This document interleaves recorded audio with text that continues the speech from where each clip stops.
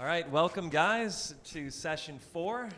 So you're now more than halfway through. We're speeding along to the final pitch competition, which is April 4th. We have one more session after that, and that session is going to be all about you guys designing your slide deck, what is the ideal slide deck, and then also really getting a chance to practice like pitching it, and so that you guys feel really confident and ready to present in front of the judges. And again, this is a learning experience, so this isn't about, oh, my idea doesn't feel perfectly formulated, so I'm gonna look like an idiot out there. Instead, it's about you having the experience of going through it, getting up, pitching as if you really were bringing it to market, you really were seeking seed money. There's still gonna be a winner and a runner-up.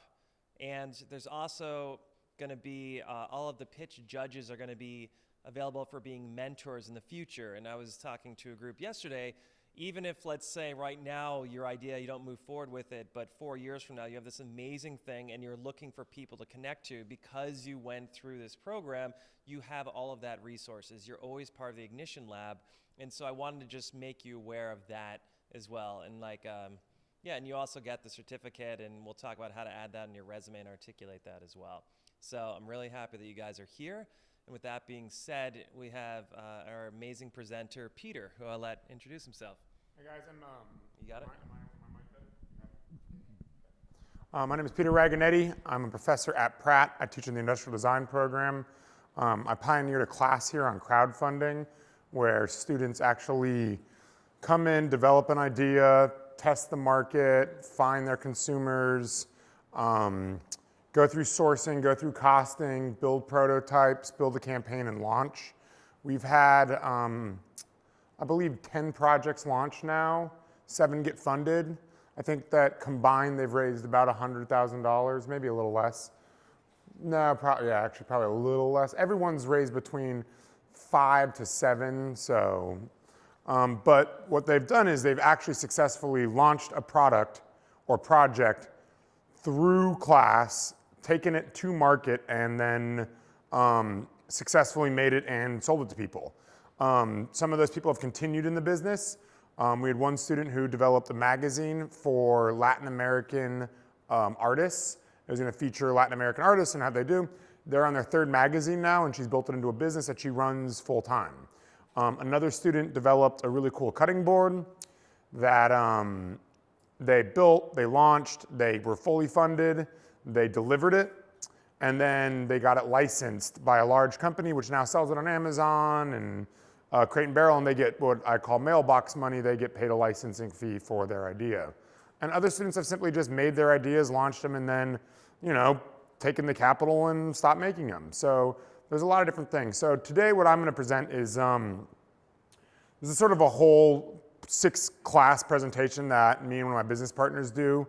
The class came out of a business called Craftsman Ave, which is over in the Gowanus. It's built on this come and make stuff. So we have local artisans that teach spoon making, chair making, metal working, leather working. But me and my business partner were asked to start presenting how to bring your idea to life. So today I'm going to talk primarily about prototyping, sourcing, and making stuff, but I'm going to kind of run you through the whole presentation, and then we're going to focus in on that. Okay? Cool. So, as I said, Craftsman Ave, and this is how to bring your ideas to life, the basics of launching a product. So, what Craftsman Ave is it's a small community where we, as I said, where we work with local craftsmen to teach people basic design things. My partner, Taurus, and myself. Taurus actually is now the founder of Tarform Motorcycles, the electric motorcycle company based in the Navy Yard. I also am the founder of several other businesses, but I teach at Pratt. So we sort of believe there's 5 major steps into launching a business. And we had broken this into 5 things, but I'm just going to run through the first one, spend a little time on the second one, and then sort of buzz through the next 3. So, whenever you're launching something, you really need to make sure that people understand what the heck you're launching. And you also need to make sure that whatever you're launching is, you understand where it fits in the marketplace. So I'm sure you guys have looked at, competitive analysis and marketplace, but I'll tell you this right now, whatever idea you have, just remember this, ABG, always be Googling.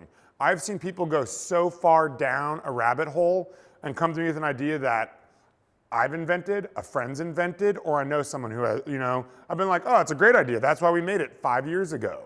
And they are and sometimes they've already made a website. Like they've gone really far down the line before validating whether this even exists. So yeah, talking about a validating idea. It's important to talk about your ideas. Don't believe people are going to steal your ideas. Very few ideas get stolen.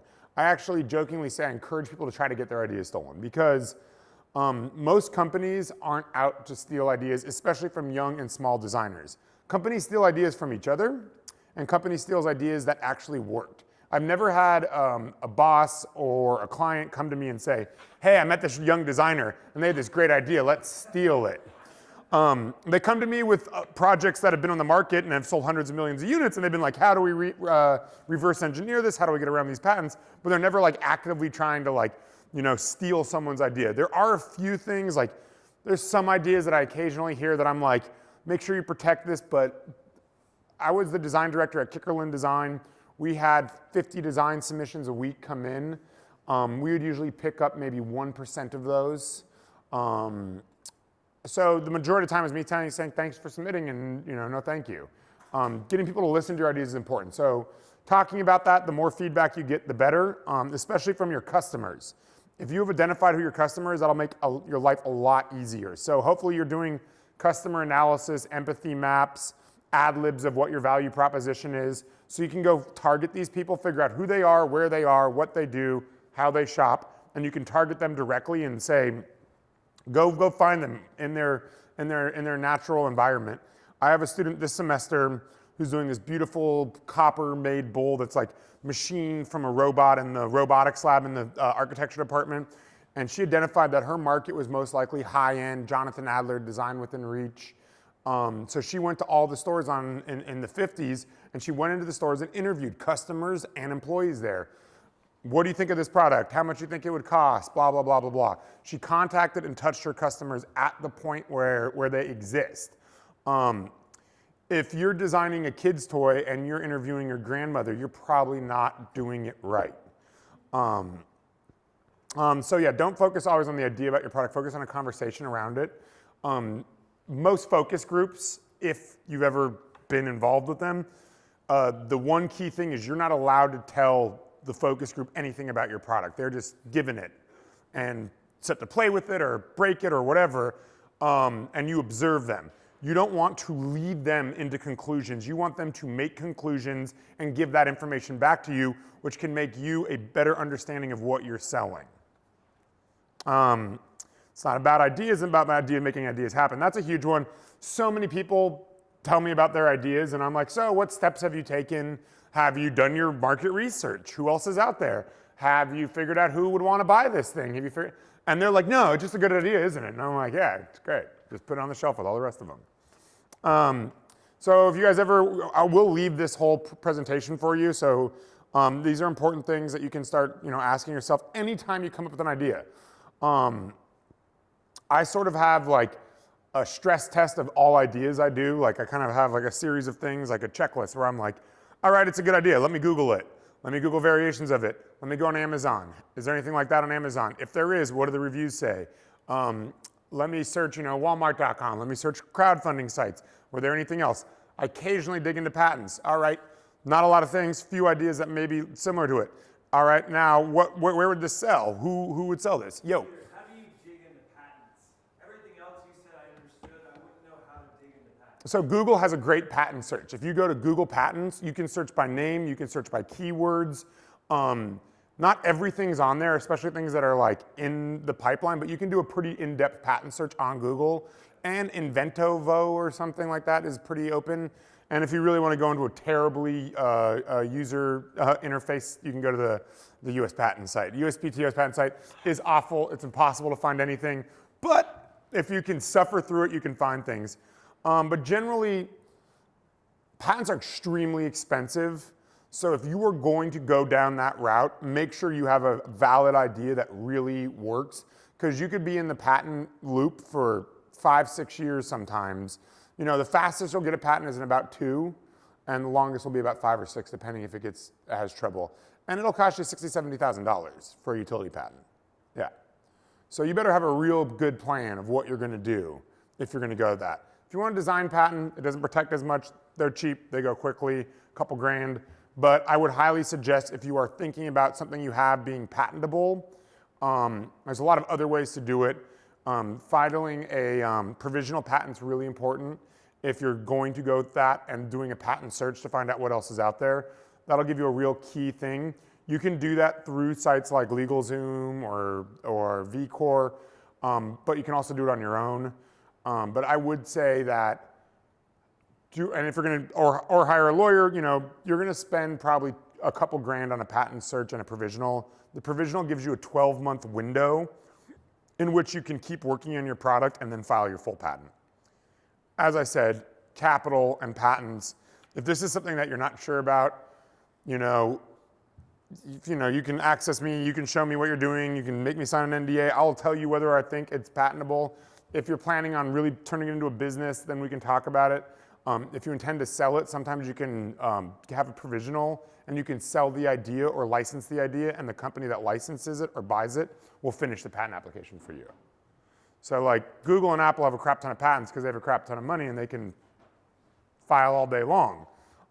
But your average person, patents are extremely expensive, and the patent office is extremely backed up. More people are filing patents than ever before. It's something like 3 times as many patents were filed in the last 4 years than were in the last 20. So the patent office is extremely backed up. All right, prototyping. So you guys should be, I don't know all of your models. Some of you may be doing service models, some of you may be doing physical products, but prototyping and testing is really important. You know, I believe the term, it was either Bill Gates or Steve Jobs that said, let's break it faster to make it better. Like, the sooner you figure out what's wrong with it, the better chance you're gonna have of figuring out how to make it better. Sitting back and saying it's perfect, it's done, is usually not the case. I've never released a perfect product. I've released thousands of products. I've released good enough for market, good enough to get out there. By the second generation, we've made changes usually. But I've never, if you're waiting to release a perfect product, you'll never release anything. So, you know, now we're lucky because we have 3D printing. The cost of building small run computer boards is a lot cheaper. There's even a place in Atlantic now that does really cheap small batch PCBA manufacturing. Obviously, building services and websites, you're looking to grow user bases. So creating something and getting people using it and having them stress tested or whatever is a really important thing. So the sooner you get to building and the sooner you get to breaking and revising, the sooner you're gonna get to what your MVP is. That's a minimum viable product, something that's at a place that you can launch to market and feel confident people will not feel like they're being gypped or cheated for paying for it. And if whatever you're doing is free, still make it good, because I don't care if it's free. If it doesn't work well, no one's gonna want it. So early samples model or release of a product, you know, you wanna build and you wanna make mistakes. So it's gonna cost money. You're never gonna go build something for free. I mean, maybe if you are an expert coder and you're building out websites or things like that, but if you are building anything that's physical, it's gonna cost money for you to build prototypes yourself. If you wanna get samples from suppliers, they're gonna usually require you to pay something for those samples, even if you're intending to make a larger order down the line. If you do end up, say you're making a product and you decide to make it with a manufacturer, a lot of manufacturers that will build samples for you will refund your sample fee with your order. So it's something you can discuss with them, but you can say, they'll say, hey, it's $500. I once paid $500 for a glass, like a drinking glass sample. It got refunded when I ordered my full order. But the first one was the wrong size. So I have this giant $500 glass in my house. At least the next ones are right and then made. But it's an example. So, you know, you're gonna have to test it. So especially with physical products, I know we have one industrial designer in here, so But the sooner you can make something, build something, put it together, put it in someone's hand, let them break it. If you're doing anything around kids' products, letting kids break things is even more important because they're really good at breaking things.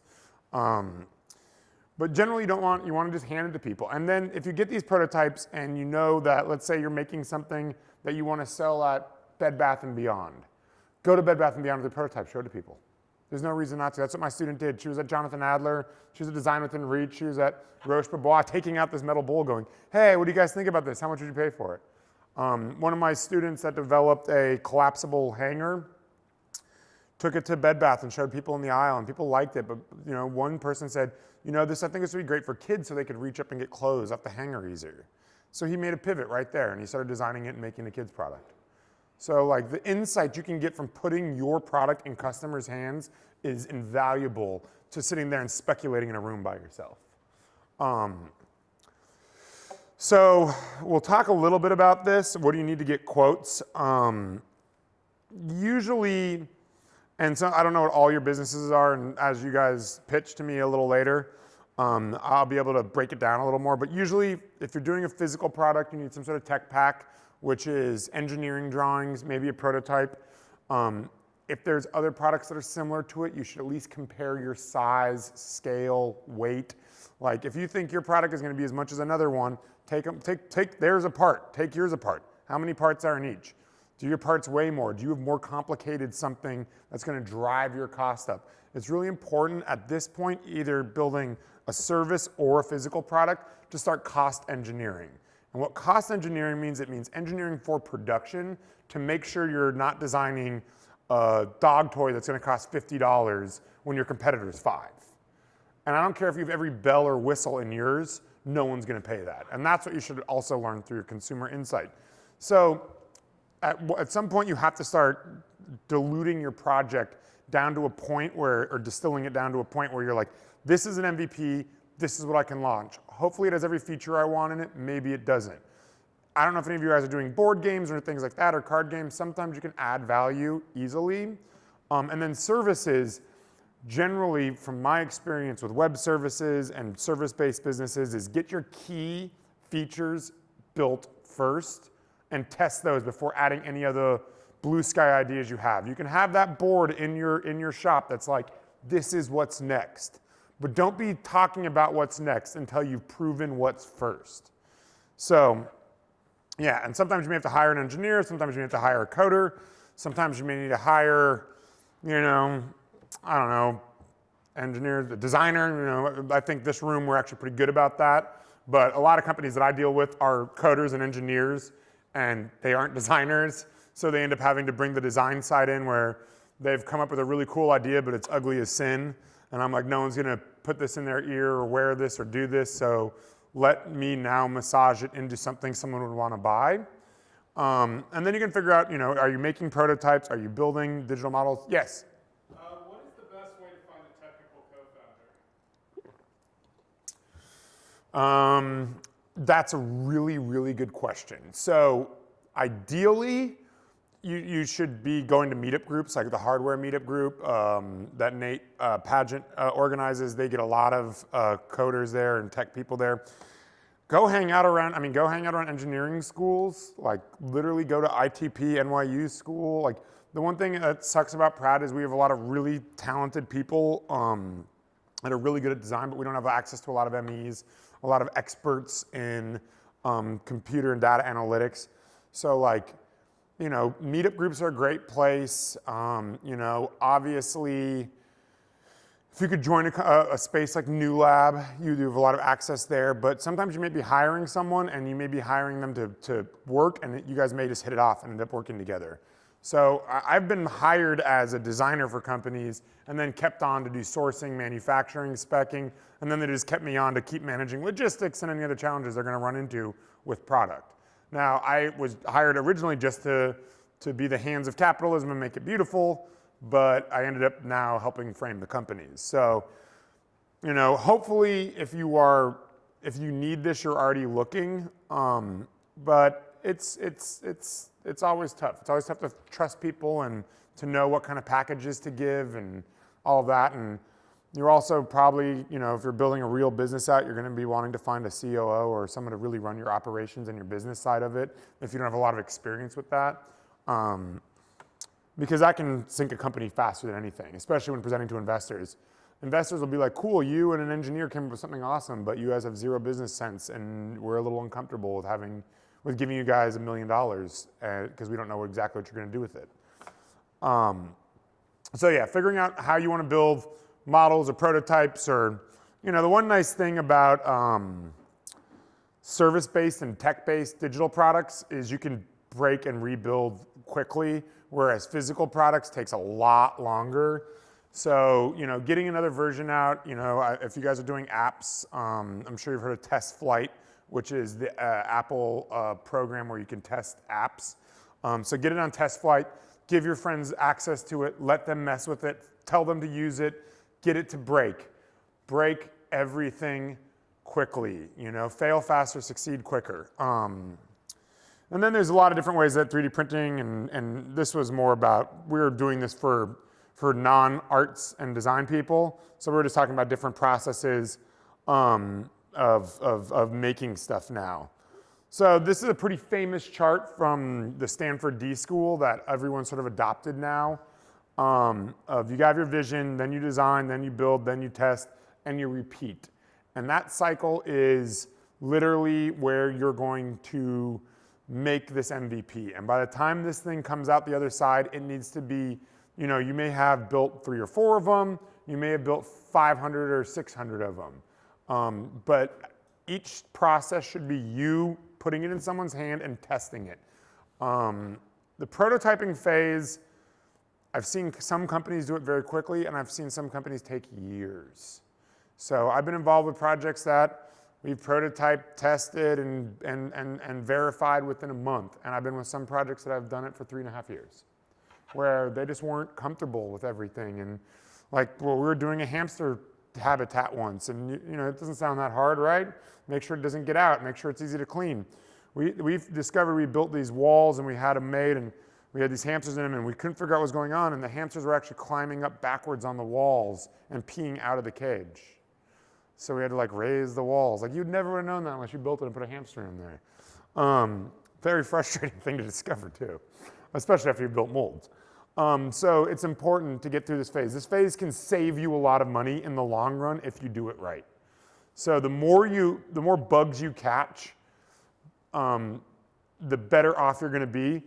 But there's also that you don't want to go into what is called analysis paralysis, where you just keep saying, well, we can make this one little thing a little bit better, and it slows you down to a point. I can't say which one is the best way, getting that first MVP in someone's hands so they can destroy it, or getting something out in the market so you can prove sales so you can get investment, or spending years and years. There's somewhere in middle ground that you kind of have to know there's a it's time to jump point where you're like, I can launch this. I have my cost of goods. I have my supply chain. I have everything in line. My class here, it's 16 weeks and they launch. So if that gives you any perspective. And a lot of times in that class, they're developing the idea while they're in class. They don't even have the idea before. So that's sort of the good thing. So once you finish the cycle of building, testing, refining, and have a design and determine it's production ready, it's time to start sourcing. So we're going to go, I should have brought a different thing on this, on what sourcing is. Does everyone understand what that term means here? Raise your hand if you do. I know you do. I made you do it. Okay, cool. So what sourcing means is finding a vendor to make whatever you're doing. So if you actually have a physical product, you're going to need someone to make it for you. If you have a service like, what could I use? Like a Blue Apron, you're still going to need third parties to supply you creme fraiche and butter. If you want to do a box system like BarkBox, you're going to need people to give you dog toys to ship places. So sourcing is putting all of those logistical channels together to get whatever you need to get made. Now, if you're just offering a service, sourcing is just making sure wherever you're putting your app and website and all that is really built well. Or if you are an expert at coding, that's awesome. But if you're not, making sure that however you build your app or your website or whatever service you're doing, is built in a really robust way that can be edited and fixed. I've worked with a lot of companies that have had apps made in like Serbia and the Ukraine, and they're just essentially like built to run once but never be fixed, so you have to rebuild ground up, which can slow you down a lot. So sourcing is just making sure once you're live that you have everything you need. Also packaging if you need to ship something. If you need to store something, logistics, warehouses, all of that stuff goes into sourcing. What are all the steps in delivering your final product or project to your end consumer? You know, and if it's digital, that's great. You have a lot less to do. But if it's something that you touch, hold, feel, where, and let's say you're making a chair, where are you going to store 1,000 of these? Do you have a warehouse? How do they ship? You know, what is it going to cost to ship it? International shipping has sunk more crowdfunding than I can tell you. People just don't equate for how much it's going to cost. So then in this group session, what you would do is, what materials does your product consist of? What prototyping method do you plan to use? So that's the big one that I think you guys wanted me to present on today, right? Yeah. So do you have any questions about that before I kind of buzz through the rest of this stuff? Any questions on anything so far, guys? Yeah, sorry. I know it's a lot of information. And a lot of these guys don't have hardware. Some of them do. That's great. That's good. That's cheap. I have a question about the patents. So Yeah. say your idea, there's already a patent on it, but the idea is dead or it never came to life, then So the patent exists, but then no one is using it. So technically, so Obama did, when Obama put in the Inventors Act or whatever it was, he did put in a provision that said you have to be using your patent to enforce it, because so many people were buying patents and they were just like ambulance chasing. So if you can prove someone's not using their patent, you can invalidate it, but you still have to get a lawyer to do it, and it's going to be expensive. The other thing is, if you really don't believe that they're using it, just start making your thing and see, you know. Or you can try to license it from them too. I mean, there's so many patents out there that people have that they don't even know. Like we had a product at Kickerland that we were selling for 5 or 6 years. There's a pillow that was a bear that would zip into a neck pillow. And some woman just contacted us and she was like, she had seen it somewhere. And she's like, I have a patent on this. And she didn't even realize we were on the market. She was a yoga instructor or something. She had filed it years ago. And she was like, she didn't even realize. So we offered to give her, you know, a small licensing fee and use her patent. And then we were able to talk to her and buy her whole patent out for like $20,000. So now they own the patent and they don't have to worry about it. So if you have the capital to buy the patent, do it. If you can license it, do it. But I wouldn't go too far down that line until you really, like, see if they're using it. If they're not using it and there's nothing on the market around it, then, and there's also the other thing is if there's a lot of other things on the market that are violating it, you may have an option to sort of say, hey, there's 10 other things on the market, they're clearly not using it, they're not enforcing it, so we're making our thing too. So there's a ways around it, but patent law is goofy. All right, let's talk a little bit about branding. So this is really important because the old saying about branding is your brand is what people say about your product or your service when you're not in the room. So your brand is where, like, you know, people really will, they'll be a brand ambassador and talk about how much they love you because of the service you provide them or what you give them. And it's not just about look, it's about everything. It's about how you touch your consumer at every point. From the point where they are first introduced to you, to the point where they either make a purchase or sign up, to the point where if there's an issue, you talk to them about it. Your brand is everything that is your product and your service. So, yeah, so this is like what Wikipedia calls branding. But it's not a logo, it's not a website, it's not an app. It's the experience. So this is really important. And it's important how you talk about it. So when you think about brands, you know, you can see in this image, just like, you know, these are all brands and like what stands out, right? Like, you know, every day you are bombarded with branding messages and sales messages. Our attention spans used to be like 30 seconds, now they're like 6. I think a goldfish has a longer attention span than most humans now. So 10,000 messages from brands a day. So we ignore most of them. And like what's funny is like you probably see ones that you don't even think about. You see, and then someone brings it up, and then you like start seeing it everywhere. And you were seeing it before. It didn't like just appear. You just had never heard of that boot company or something until your friend mentioned it, and it actually stuck in your brain. It's like when you buy a car and then all of a sudden you see everyone else driving your car. Yeah, exactly. You've become desensitized to it. So you know if a brand is an image, and that image has to stand out against other images, and those images then all start to blend together, you know, how do you break through that? So you have to come up with a way where yours stands out above everyone else's. And that doesn't always have to be the prettiest look or that. It can be something that is just like, you know, I'm trying to think about like Amazon giving free shipping was just like something that people are like, oh, cool. Like now like companies have like, if you are gonna ever deliver something, people are like, why don't I get free shipping? Amazon gives me free shipping. Like everyone has to fight with this. It's so annoying. So we are wired to notice things that stand out. You know, and like, if you ever want to really think about branding and what branding is, it's really good to go to like grocery stores and walk around. There's a reason sugary cereals are at the eye level of children. There's a whole guide to like how stores are laid out, planograms, how people see things to get consumers to react, right?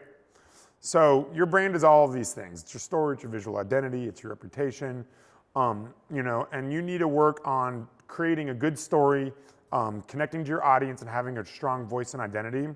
Simon Sinek's Start With Why, TED Talk and book is a great resource. To focus on the why and not the what and the how can be a really powerful thing. So this is the example of that. So when you put the why first, a lot of people are going to connect to your brand over other people's. So it's an important thing. So Tom's had a mission, right? And that was a great mission. You know, Werribee Parker, very similar thing. None of these companies are built. Blue Apron, which is actually about to go to business. We should probably update some of this. So you're, because they just don't, they can't keep the customers in anymore. Well, Gobble and all the other ones, HelloFresh, everything else. So our target market is males and females age 0 and up. We've already discussed that we know that's not the case. So this is what we talk about when we talk about our empathy mapping out who we are and what tone we're going to talk to them and what they do, where they shop, what other things they have. I mean, we're all vying for each other, for everyone's attention. So like really figure out like, know who you're targeting and target them first and then be prepared in case it's someone else. So I think it's a really good thing if you haven't done it already to write a consumer profile for who you're targeting, where they are, what they do, how they shop, what, you know, what they listen to. These are always really fun for my crowdfunding class because everyone's always 23 and lives in Williamsburg, even though they're selling garden tools and shit.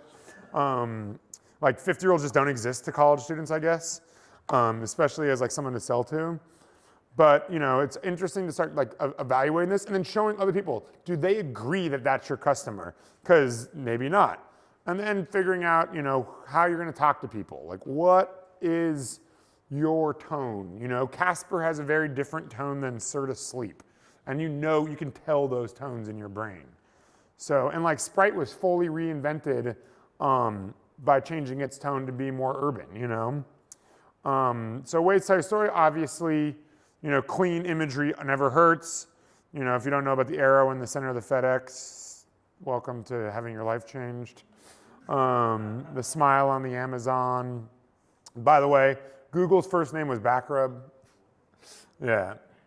MailChimp, you know, it's a web service. How boring is that? But this guy gave him a little bit of character.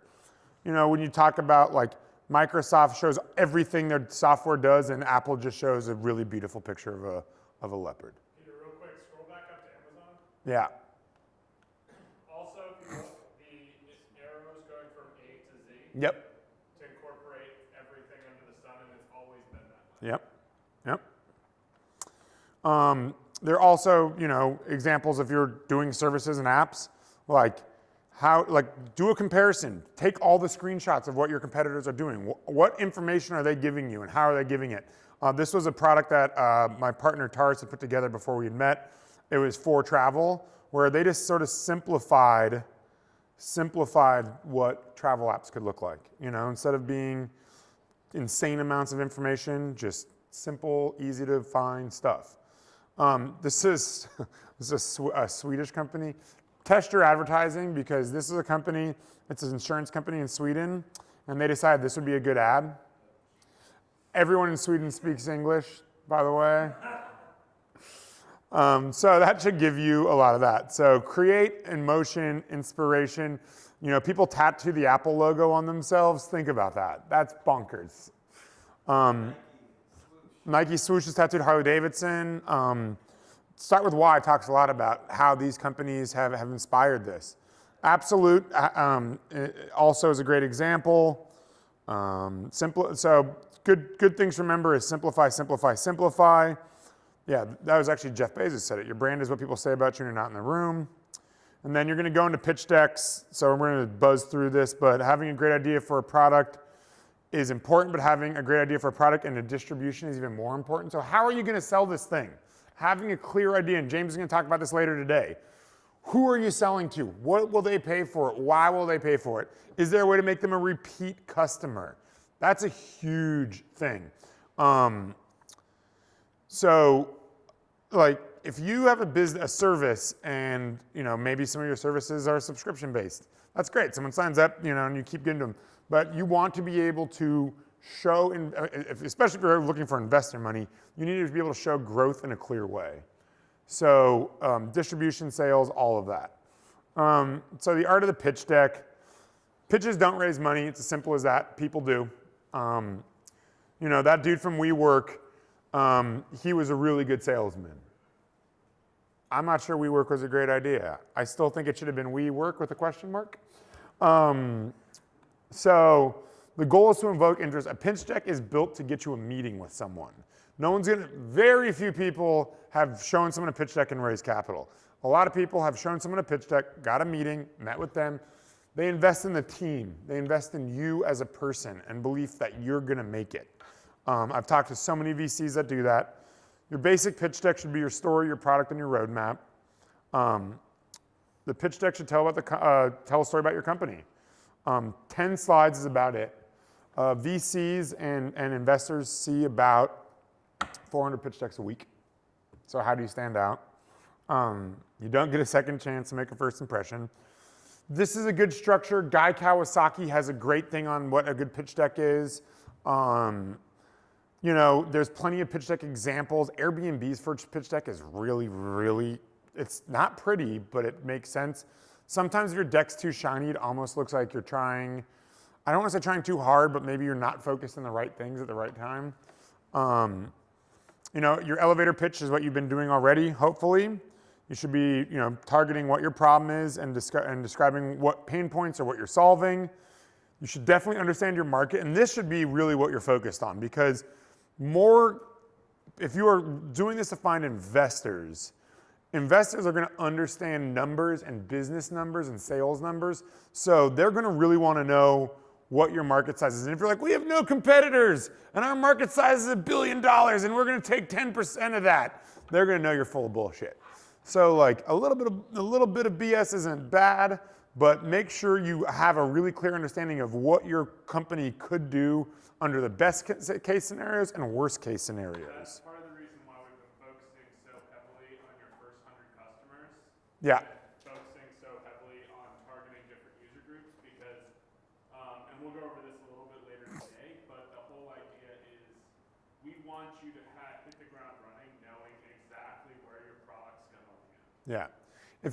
Kickstarter does a Make 100 program, and I think it's a really good example because if you can get 100 of people to buy something, you can get 1,000, 10,000, 100,000.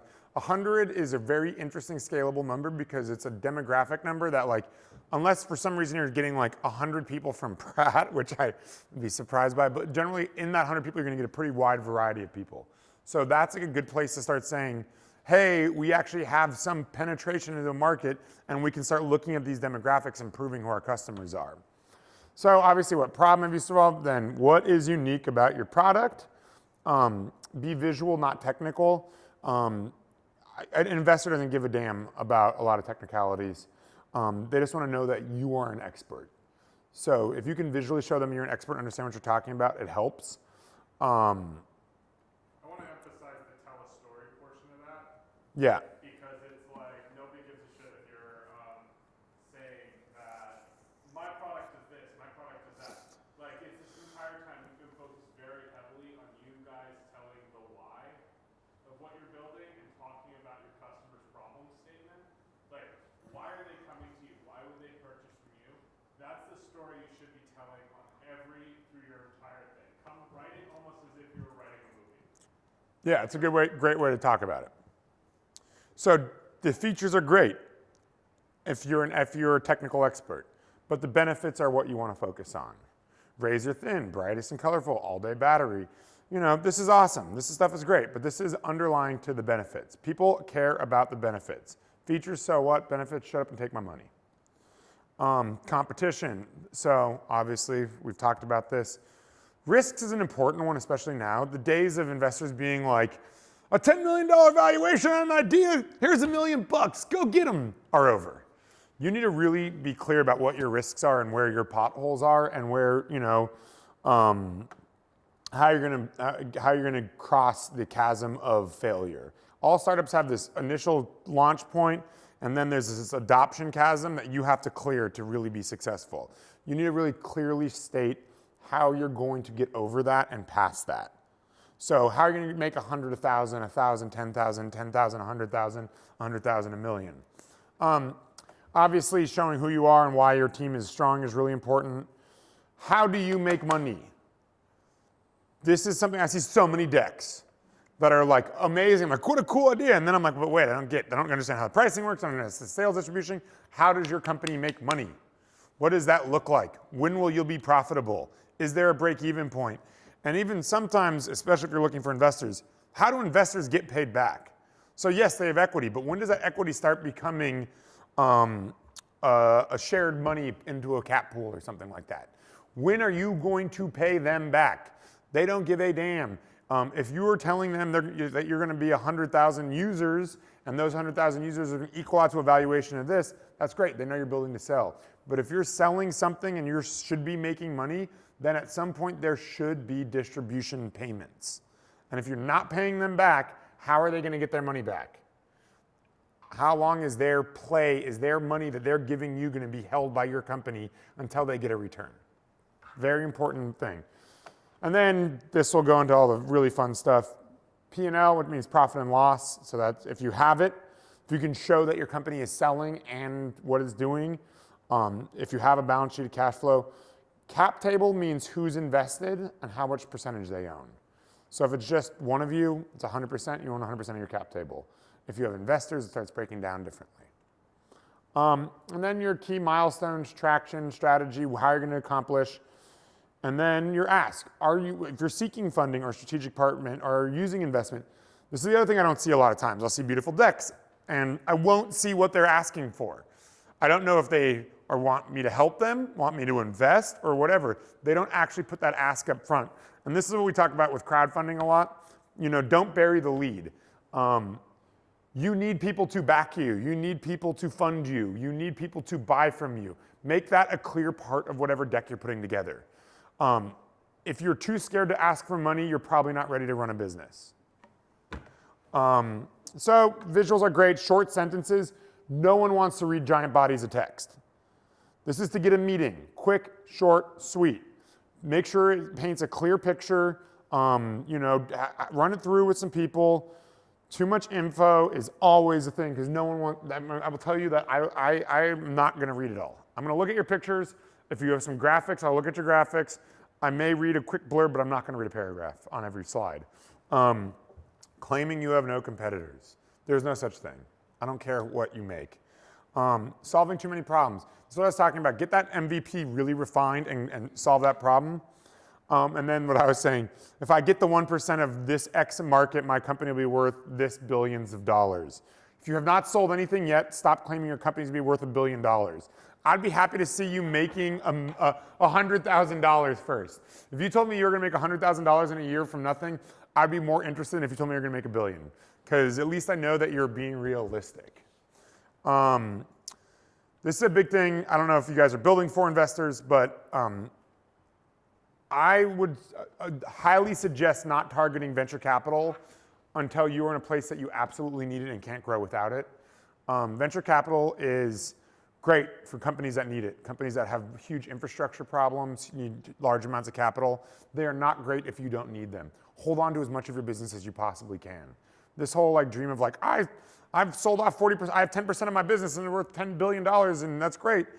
If you can build a business without just like a normal, like everyone talks about startups. My grandfather was into small businesses and he owned a lot of them. And the word startup I know he wouldn't have liked. But I'm more interested in finish ups, people that actually finish what they're doing and build something. If you can build a business and you don't need investors, don't get investors. Stay as lean and as grimy as possible until you have absolutely no other choice. So as VCs look at about 5,000 pitches a year, that's 13 pitches a day.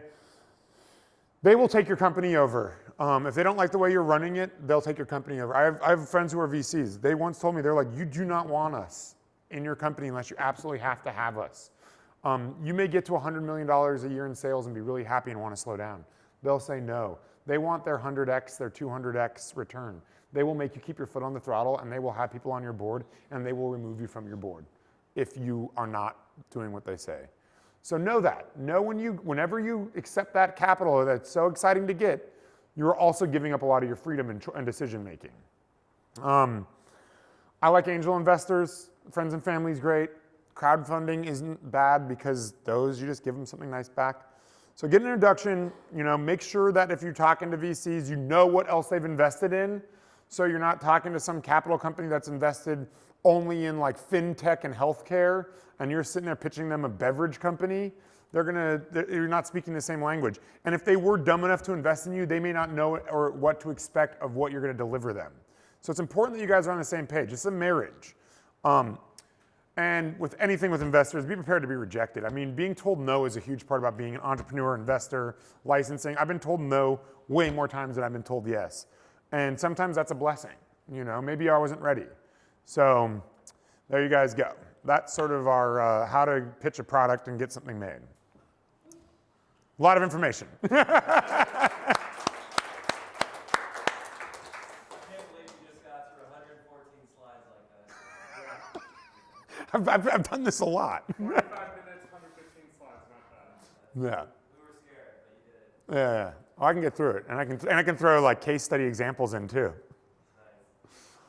So I guess I got to hear you guys pitch me what you're doing, which is awesome. But does anyone have any questions about any of that, or thoughts or comments? I mean, I'm available. You can get my email. I can give you feedback on decks. I can give you feedback on investor plans, patents. If you just want to sit and chat with me about where you think you're going with your thing, I'm always open to that. This is what I've been doing for Pratt students, for friends, for companies for a long time. So I enjoy this, but I also know how hard it is and how scary it is. And right now you're in the most exciting point.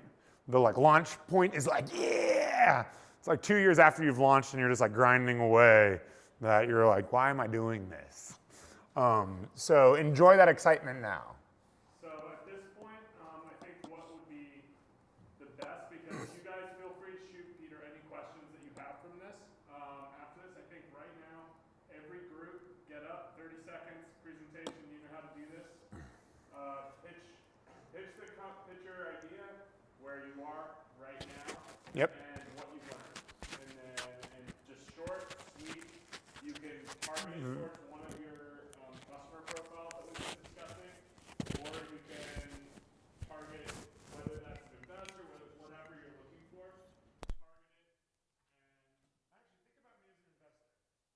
Pitch me as if I was an investor. All right, pitch him as if he was an investor, and I was going to give you guys a certain amount of money. All right, who wants to go first? Let me get some water, and I'll sit down. Team Lucy is always up for a challenge.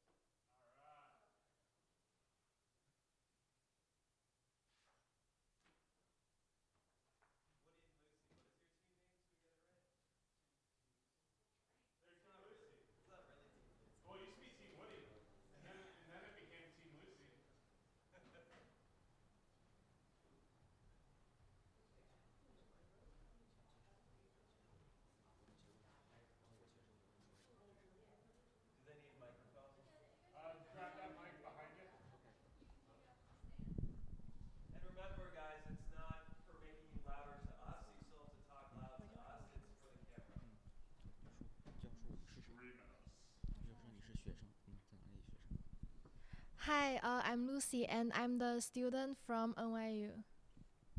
I'm Woody. I'm here in Pratt. I study industrial design. And I want to start with asking two questions. Have you ever frustrated by that Lego set gets too precious and never just be a statue and never be played again? And are you still thinking, or if your parents, are you still thinking how to get your kids more plays out of the toy that you spend so much money on? We are here to introduce our team's new product, FreeStack. It is a construction toy with a playability like no other. And our product helps users to understand the basic principles in STEM just by assembling parts, following the instructions, and come up with their own ideas. We're confident that FreeStack will be loved by children at all ages. But with that being said, if you're still worried about not liking it after purchasing, we offer a free trial for 30 days. So we have 30 calendar days after the day of purchase to return your FreeStack toy.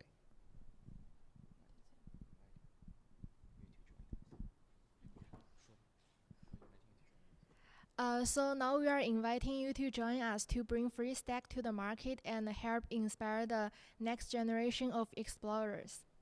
Thanks.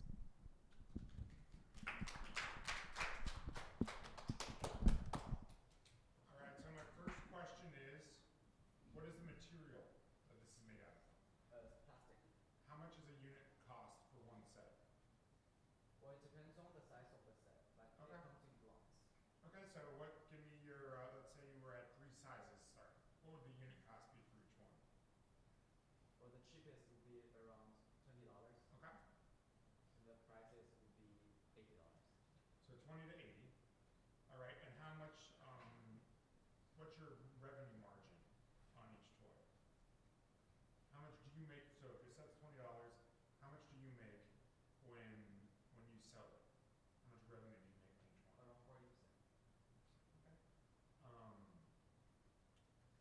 How do you, how much play testing have you done with kids? Very minimal. So that is going to be your biggest thing. You need to play test like crazy. I hang out with more toy inventors than I probably should. Toy Fair, you should be walking Toy Fair today or tomorrow. You should be talking to people about this. This is toys are really interesting because they can make a lot of money, but you need to play test with them like crazy. Tooling costs on things like this can be extremely expensive. Multi-piece injection molding for plastic, your tooling costs can be upwards of $70,000. So you need to get prototypes made, and you need to not assume that whatever you're guessing is going to work. You need to give it in kids' hands and see what they do with it. So that would be your first thing. And then there's also a bit of issue of like safety and compliance and all that, but that I don't think you need to cross until you have a prototype that you can confidently give children and watch them play with. And do that a bunch of times. Play testing is the #1 way to prove toys. Cool. Thank you. Team Lucy. All right, who's up? I will say someone that came out of this program won my crowdfunding class last year. Which one? The surfer bag. Oh, Silverback. Yeah. He won the Oh, nice. he won our pitch competition. Oh, nice. Hydration pack. Yeah. Yeah, Yeah. that was a good idea. We had Jan Vanderland as a judge, Emily Engel from Core 77 as a judge, Cool. and Vlad from Candy Lab, and they picked him as the best product of the class. That's awesome. Cool. All right, who's up? All right. I was about to just like go out there and pull people up. Yeah, that's great. A little bit of visuals always make life easier. There you go. Get on the Google machine. I don't know why I just called it that. But That's a good name. That's what the name after Backrub. It's another team, Lucy. It was Google. It was Backrub, Google Machine, and then Google. So this is Make a Chair, and it's a chair that supports the art of slow living. The idea is that every day in New York City, we are very busy, and then we go home and we hope to have a companion, something to help us rest. And the idea is that rest could be a ritual with variations that does not have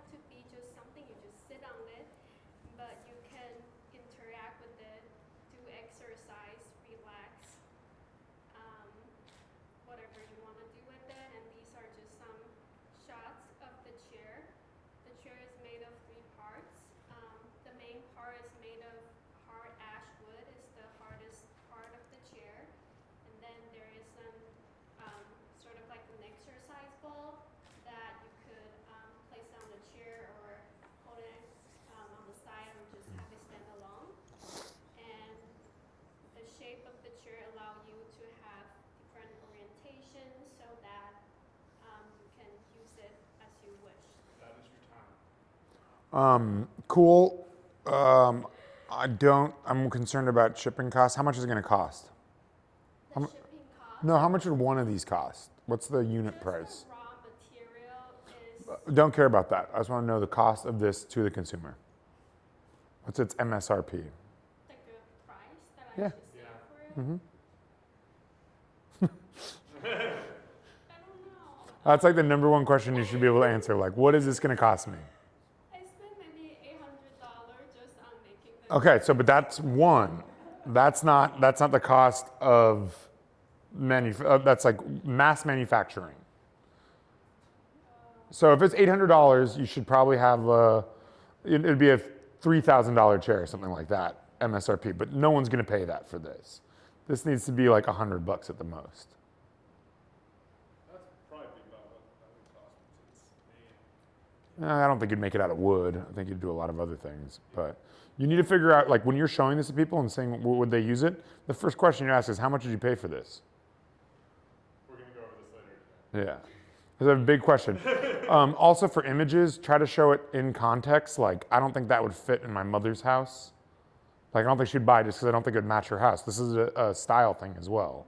So, like, how would this blend into different people's homes? You know how Peloton like puts all their stuff in front of giant glass windows? They make fun of a lot for it, but Yeah.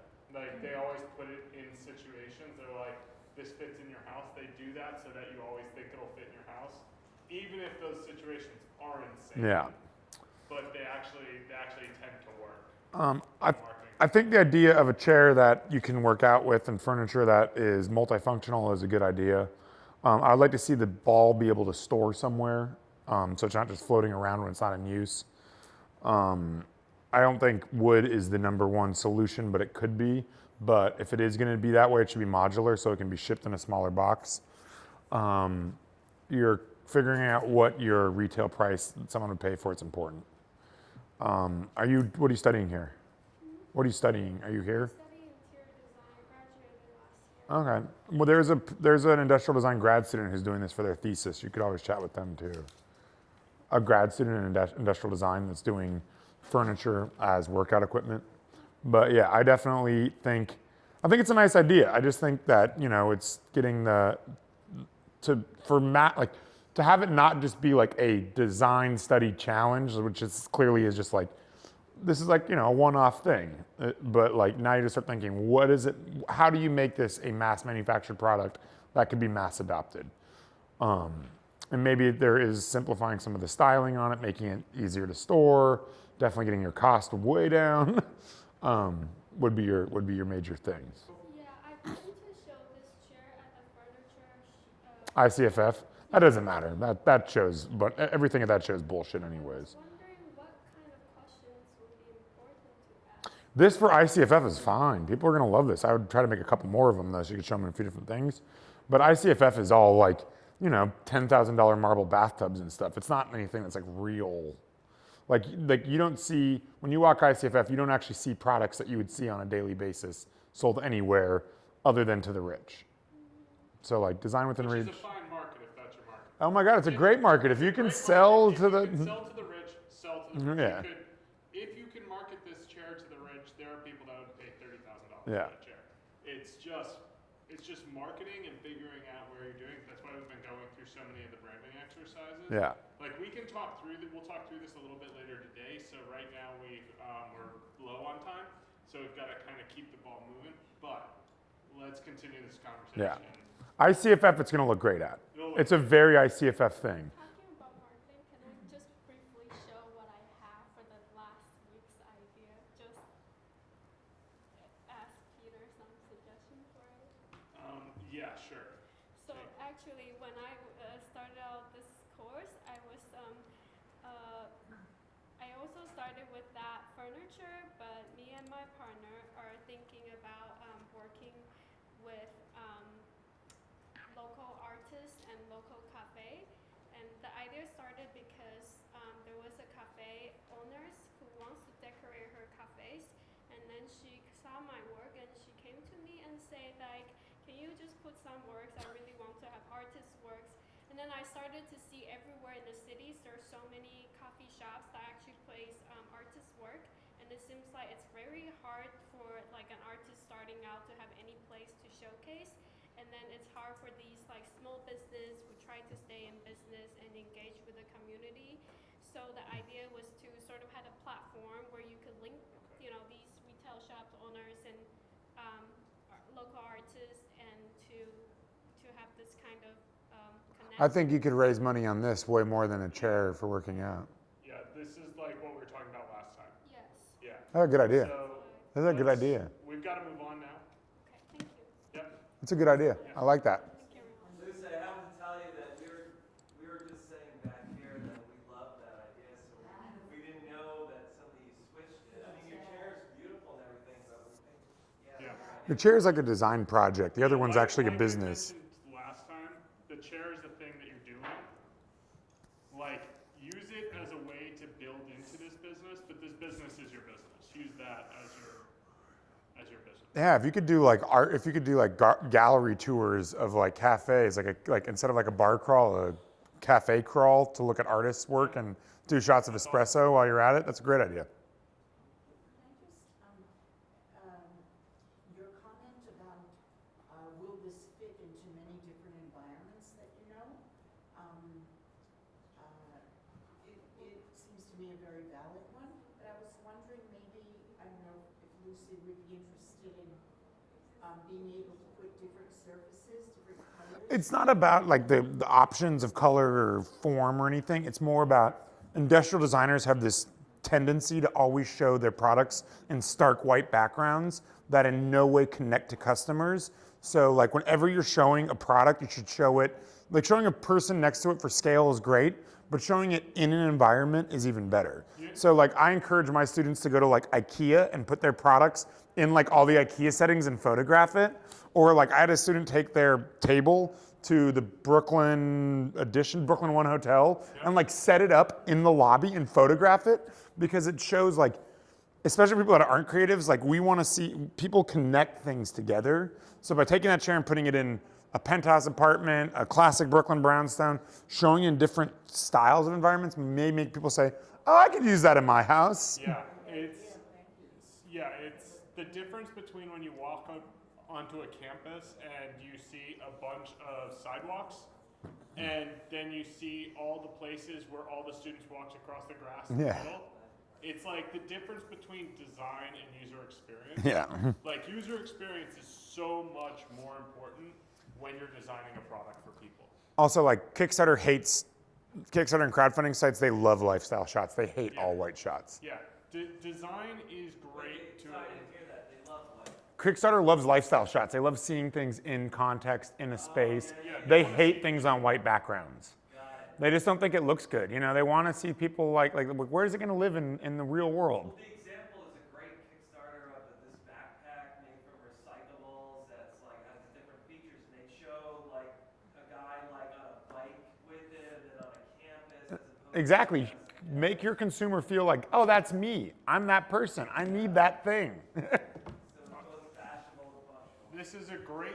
No, get out of here. What'd you do? You broke it. No, I did not. This is a great conversation. We can continue this after. We have time for two more. Only two more people. Who wants to get there? All right, we got Mia and then Brella. Mia first. Should raise your hand first. You guys. Yeah. I mean, Jake was a little slow to the jump there. He was. Oh, Come on down. come on down. Okay. How many of you have ever felt guilty about buying leather products, but want the durability and beautiful look that it brings to your wardrobe? My name is Mia, and my company Blue Backpacks wants to promote the alternative and better option, cork. It is for unique urban backpacks. With leather emitting horrible greenhouse emissions, many people have turned to PVC and other synthetic alternatives to leather. The problem is that these toxic chemicals from the PVC and the low durability that they provide is harming the environment and going against like sustainability practices. So the alternative of cork is when you buy cork, you actually are helping these farms like grow Can I touch it? Is that your wait, what'd you say? is that your prototype? Yes, this is my prototype. Can I touch So, it? I like holding prototypes. yeah. I like it's a skeleton. When you buy the cork material, it's actually helping these farms that produce cork grow rather than right now they're getting cut down because the wine companies have turned to plastic. So like a lot of the animals that live in these environments are actually going extinct because these farms are like diminishing in Portugal and Spain. And Brazil. Yeah. All right. Um, Anyway, so great. Interesting, because I was under the impression that cork was going extinct due to the trees dying. Yes, that's what I realized. I didn't realize it was deforestation that was causing it. I thought it was just like they were dying off. But yeah, this is cool. Is that a leather jacket? Yes. Do not wear that when Yeah. you're presenting this project.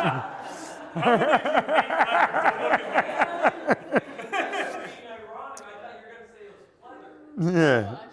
Do not wear leather. Do not wear leather boots or a leather jacket when presenting this project. I think this is a really interesting idea. It's a material play. Companies love material plays. What's the cost difference? Actually, this costs around $10 a yard Okay. in like my quantity. And what does leather cost? It's like 50. Okay, cool. So that's one slide right there. Here's my cost difference. That's the thing. Now, is this as durable? Yeah, it's more durable actually. So that's another slide. And then the other one is, you said this can help stop the loss of cork, which I was under the impression was a different reason. That's a problem you're solving as well. Can you give back to cork farmers? Can like a certain percentage go back to? That's what I was thinking of. Yeah. putting sales. Oh, yeah, I think this is super strong. I'm not sure about your skeleton design, but yeah, I it's, think you can do a. Little edging the. Yeah, I would try to stick to classic designs. Look at who was that wine bag company? Remember that huge one that was in Manhattan? That they made the wine bags. Oh, I forgot who you're talking They sold for like $45 million to Lifetime Brands. Yeah. But like I would try to come up with some very classic, simple looking, like sort of like don't outthink it. Make classic simple and then go from there. This sort of feels like the anti-skip hop. But yeah, think about classic, simple designs and simple patterns that can be made easily. But your story is that you can provide the same durability at a cheaper cost of goods, help the environment, all through one product line. And I'd also, what's your major? Or what, film? Oh, go work with a fashion major. I do fashion class like a lot. Okay, great. Yeah. So I would try to come up with, a fanny pack, a simple sort of purse, a small bag. I would try to come up with 5 or 6 things in the line. And then I'd also start looking at suppliers so I could get cost of goods in line. I would also look at building out your brand from the design perspective. So Yeah. like, use your designs to be your brand. So like if you want to be playful, be playful. If you want to be like, Yeah. fuck you, do that. And then if you want to be like, and you want to be high design or whatever, do that. Okay. So I think that you make this a pure material play and a pure story about material and saving the environment and reducing animal leather and just do classic designs. Yeah. Like don't reinvent the wheel when it comes to designs, yeah. It's a great idea. And I can totally see why you could need to raise money for it. Like I see that. Is this as puncture proof as leather? There's thicker versions. This one I don't like, but I know there's thicker Can you versions. model it for us Oh, sure. It's like, with your leather jacket? yeah. It I thought it was a baby Bjorn. splits in the bed. Yeah. All right, let's think of, classic designs. Yeah. Keep it simple. I mean, I was trying to be like urban, do like something for like skaters or like. Keep it simple. Yeah. Keep it simple. You can do as weird as you want once you have money. Then you can start playing around. Yeah, get wild once you have. I can't think of the name of the company, but there's a company that did neoprene bags to hold wine that in Midtown Manhattan, and they grew so fast. Billow bags. They're just like little. Remember the And Lifetime Brands ended up buying them for like $45 million or something. And you know what's huge right now is New York is now banning plastic. March 1st. So literally what they're calling vegan leather is mostly plastic. So you can be like, this is the real vegan leather that's Yeah. not plastic. So I would really push that in. Yeah, and not to like fuss around. When we make it out 200-year-old. And you can sell for the same. And if you have designs that are good enough, you can sell for like roughly the same price as leather too, since you're saving the environment, and you'll have such better margins too. And then you can pay the farmers an equal amount to what you're actually spending on the material, and then you have like a one-to-one. Yeah, give that's a good back one. Play and absolutely. That's a good one. I like it. I'm not sure about that design. The design's a little freaky to me, but it looks like a Mexican wrestling mask. Yeah. The design reminds me of someone walking their dog, and that might be a good place to. Yeah. Cool. Good idea. I love material play.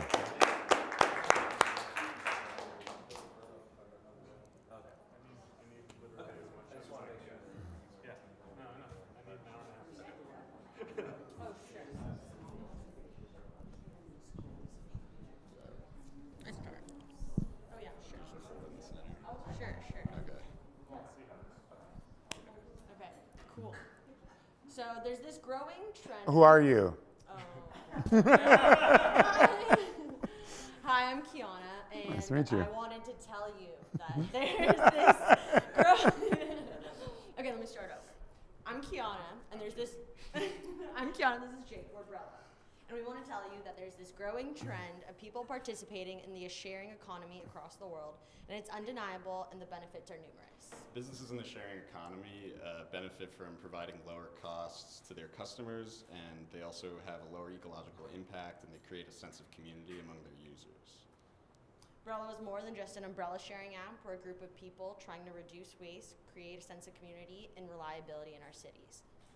The Brello app works in a stationless way, like how Lime or Bird scooters operate, where you sign up on an app, you link a payment method, and wherever you find an umbrella on the app, you can pick it up, use it for however long you want, and when you're done, you close up the umbrella and it locks, and you can leave it at the front of the store or the front of the building that you walk into, whatever the next building is.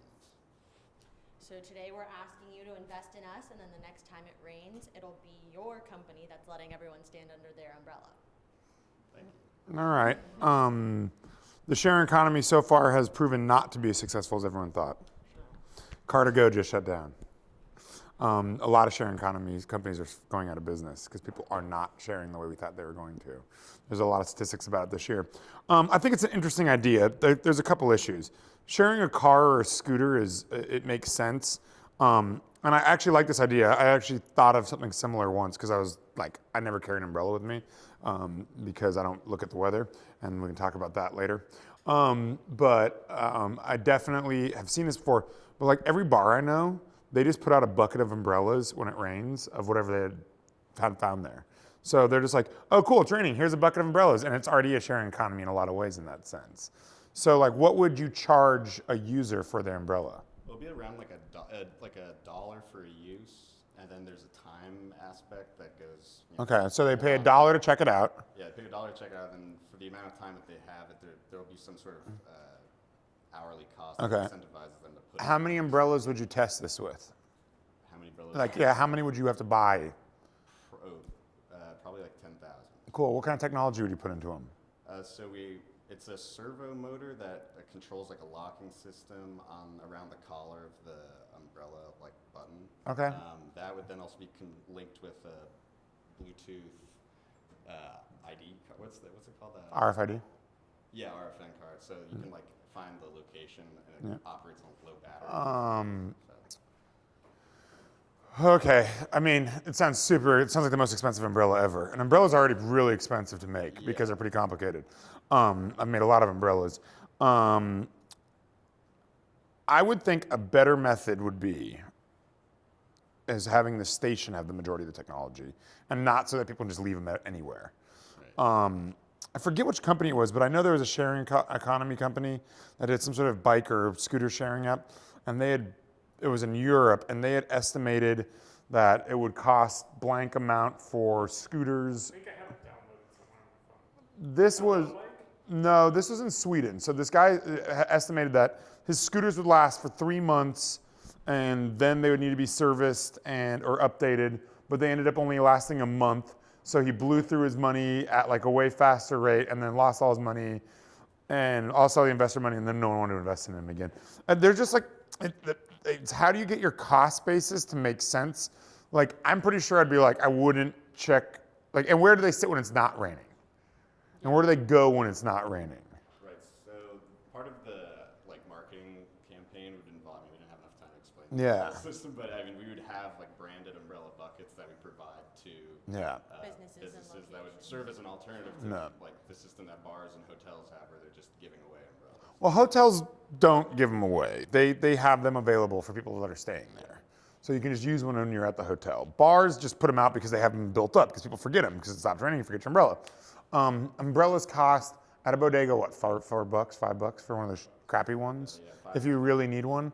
They cost more. No, it's, I swear, yeah. well, if a bodega ever changed the price on me, I'd be pissed off. But I go and I'm like, here's $5, give me an umbrella. I don't know. I mean, I'm just trying to see like where your break even is, and like obviously those umbrellas have that much technology. There's a lot of cost in building that, a lot of technology to cram in there. So I mean, it just feels like you may be answering a problem that isn't fully existing yet. Or I could be wrong. I'm not gonna say I'm right. I just feel like I do think that there is something to it, but I think trying to redesign the umbrella to have a lot of technology in it isn't the best plan. I think that like if you really wanted to make a difference, figure out a way to make a much easier to produce, easy to recycle umbrella, and have like a program that's like I don't have to like check it back in or whatever, but like I just pay and I can go grab it from any location. Like, oh, I have this service already. I pay for it as like a monthly fee that I don't have to carry an umbrella. If it starts raining, I can go into any of these locations and check an umbrella out, and then that's just drop it back off at the location. And I don't charge for that one-time use. That way we don't have to worry about that. And if I don't return it, it's checked in through my phone, no thing, and then it has to be checked back in through my phone. So now I have to build the technology and like track where your umbrellas are going. And that way, like I could be like, oh crap, it's raining. Let me pop into this store that I know has them. Here, beep, beep, bop, got my umbrella. Go run around with it, getting ready to go into where can I return it? Return it like, a docking station. That way you don't have to worry about all that. That I think, and then I just pay a monthly fee, so I never have to carry an umbrella again. And that would literally be my thing. Never carry an umbrella again. Get one when you need one. But then you also have the issue of mass adoption that you have to get this into a lot of places to get people to adopt to it. Or what if you partnered with like a common huge business like Starbucks? Or, like, That a would be Citibank? amazing. And then just from Yeah. like what you. But I think they need to be inside. I don't think they can sit outside. Inside, yeah. Sorry, yeah. It just reminds me, like, I'm pretty sure there was a Chinese company that tried it in China. Yeah. But the first night they put it out, all the umbrellas were gone. Mhm. And, they're bankrupt overnight. I think there's also just, like, much more reason for not buying a car or a bike Rather than an umbrella. Yeah. I think that like if you checked it out and then you didn't return it, you just get charged for the umbrella, which is fine. Then you own an umbrella. $30 for the umbrella, and hopefully you buy them for like $1. So you still make money if they don't return it. But if they return it, then they don't, maybe there's a deposit fee for holding it, but they get it back. But I think like I'd probably pay, $5 a month to know that I could get an umbrella if I needed one, and know that if I'd normally buy my $5 one, but like trying to re-engineer an umbrella to put Bluetooth and shit in it and having a locking collar seems like a lot of work. I think the only way it works is you can't get an umbrella unless you pay for it, unless you have a credit card, because otherwise you're just gonna have people walking away with your umbrellas. Yeah, but if you had an app and you could just say, oh crap, it's raining, run in, boop, QR code, scan it in, scan it back out, when people have them. Pops down, you grab it. You're adding more technology. I was thinking that like Joe Local that works at the shop's like, here you go. Scans it in with his, yeah. Joe Local would like have a square or something like that. Yeah, or something, yeah, or even like, something that you could scan in and out. You could even like have wherever they're held, they could have the scan in and out where you could grab it. But I don't think dropping down, but like something simple. I would. Standing in the bottom of the rabbit hole at this. Yeah. I definitely would think about adding the technology to the units of where they're stored rather than the umbrellas themselves, and not just leaving umbrellas all over the place. That I mean, people are already pissed off about Lime and Bird. We don't have that problem here, but like LA and San Francisco, it's like chaos. San Francisco's a helpful one. That picture of the people using the Lime and Bird scooters to block the Facebook buses when they were protesting was my favorite. I was like, yuppie wars. Cheers, yeah. Is there anyone else who really was super pumped about presenting and is not getting a chance today? Who wants to present? Last chance. This is it. After this, Peter is gone. I'm like a butterfly. I'm going gonna fly to away. Toy Fair. Who wants feedback on their idea? Come on. Get up there.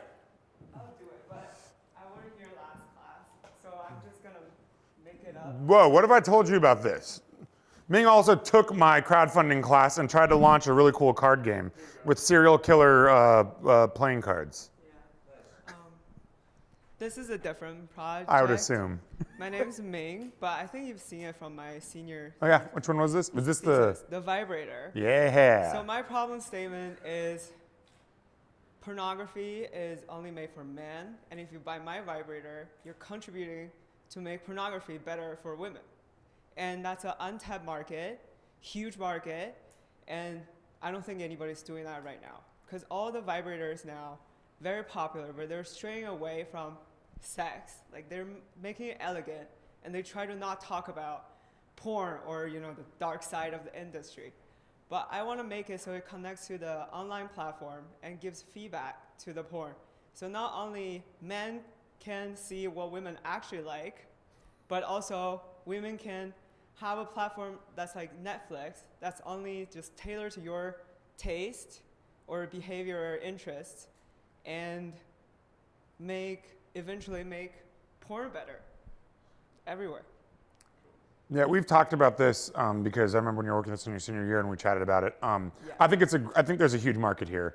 I think that what we've learned from like designs like the Rabbit and all of those that like Eve Bahar did at Fuse Project, that there's obviously a big market, but as you said, that market is most tailored to personal like comfort, not like actually talking about porn and like the visual stimulation that goes along with it.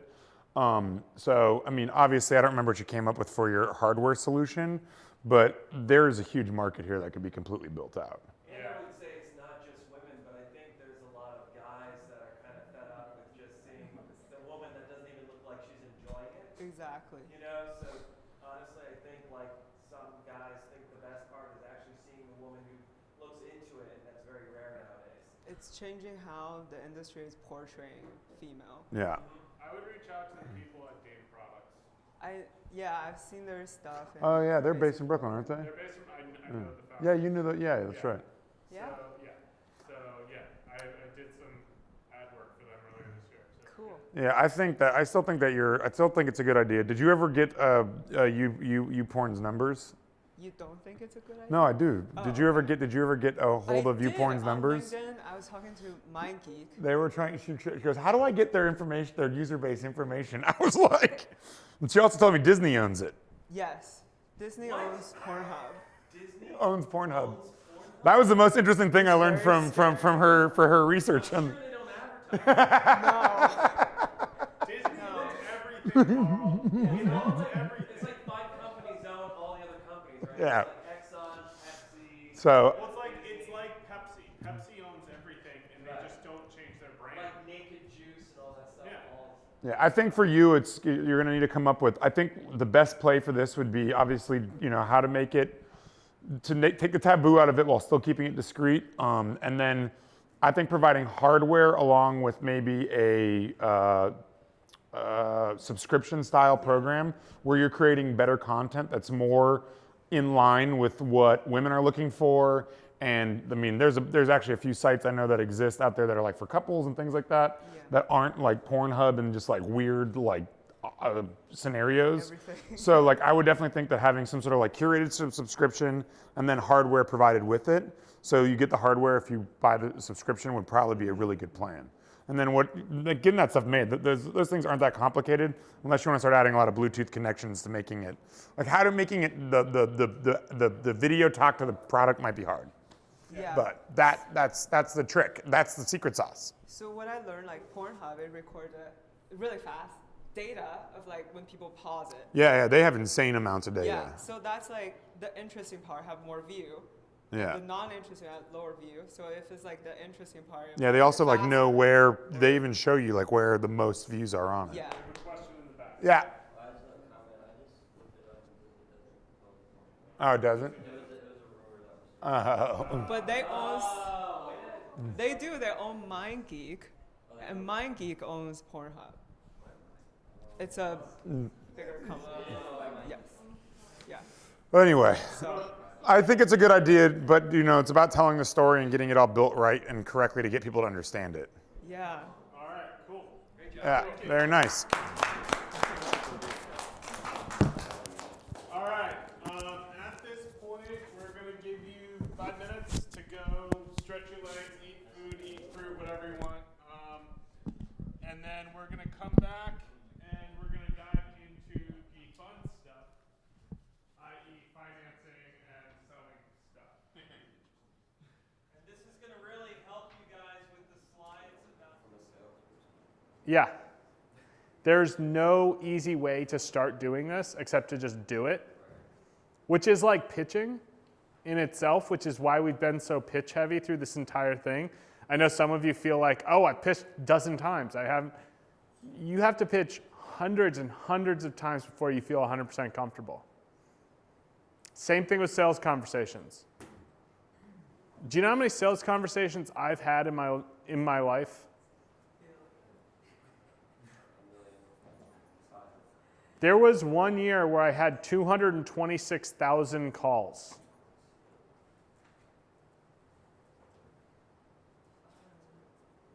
Yeah. Like, we had a thing called power dialing. You know what power dialing is? Basically. We had a list of 10,000 engineers, and we were calling them one after the other, and you would just dial until 90, 100 dials a day.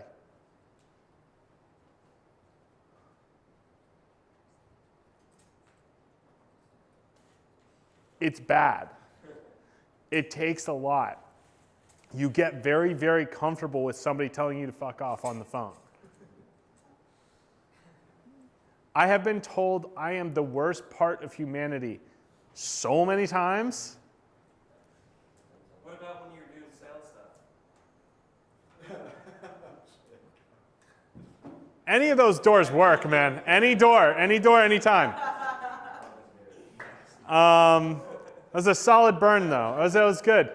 No, but I've been told I'm the worst so many times.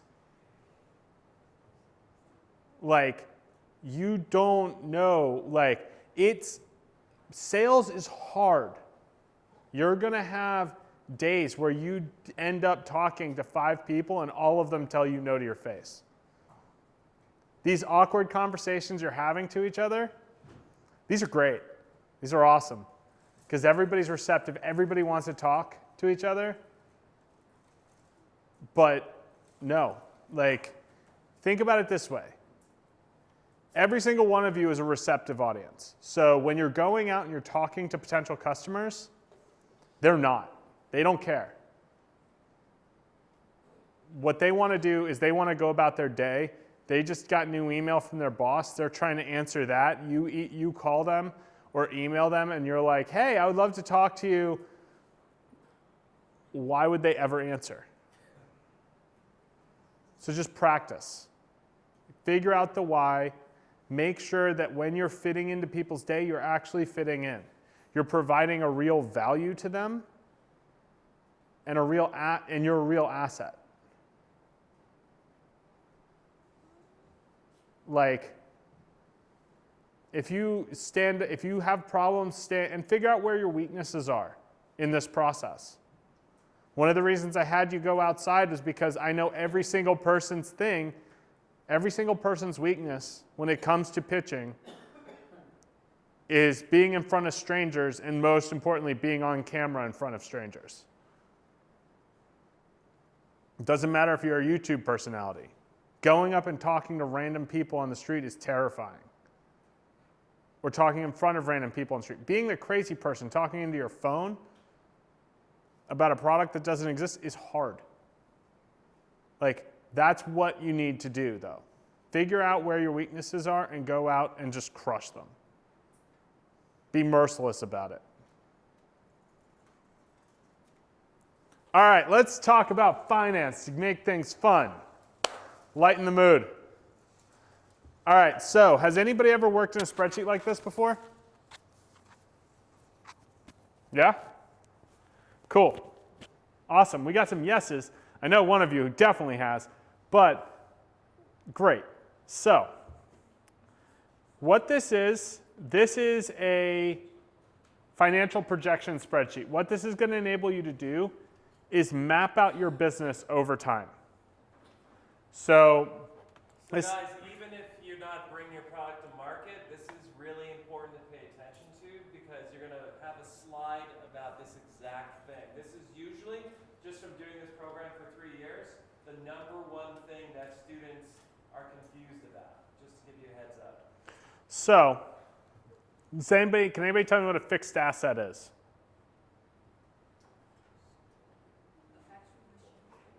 Yes. Things that don't change, things that don't break, or they could break, but that don't change with every single item you sell. So, some things that don't change would be a machine in a factory, or if you buy or you rent an office. Those are things that don't change. They're fixed assets. Now, does anybody know what a capital expense is? Does anybody know what capital is? It's just money. It's just money.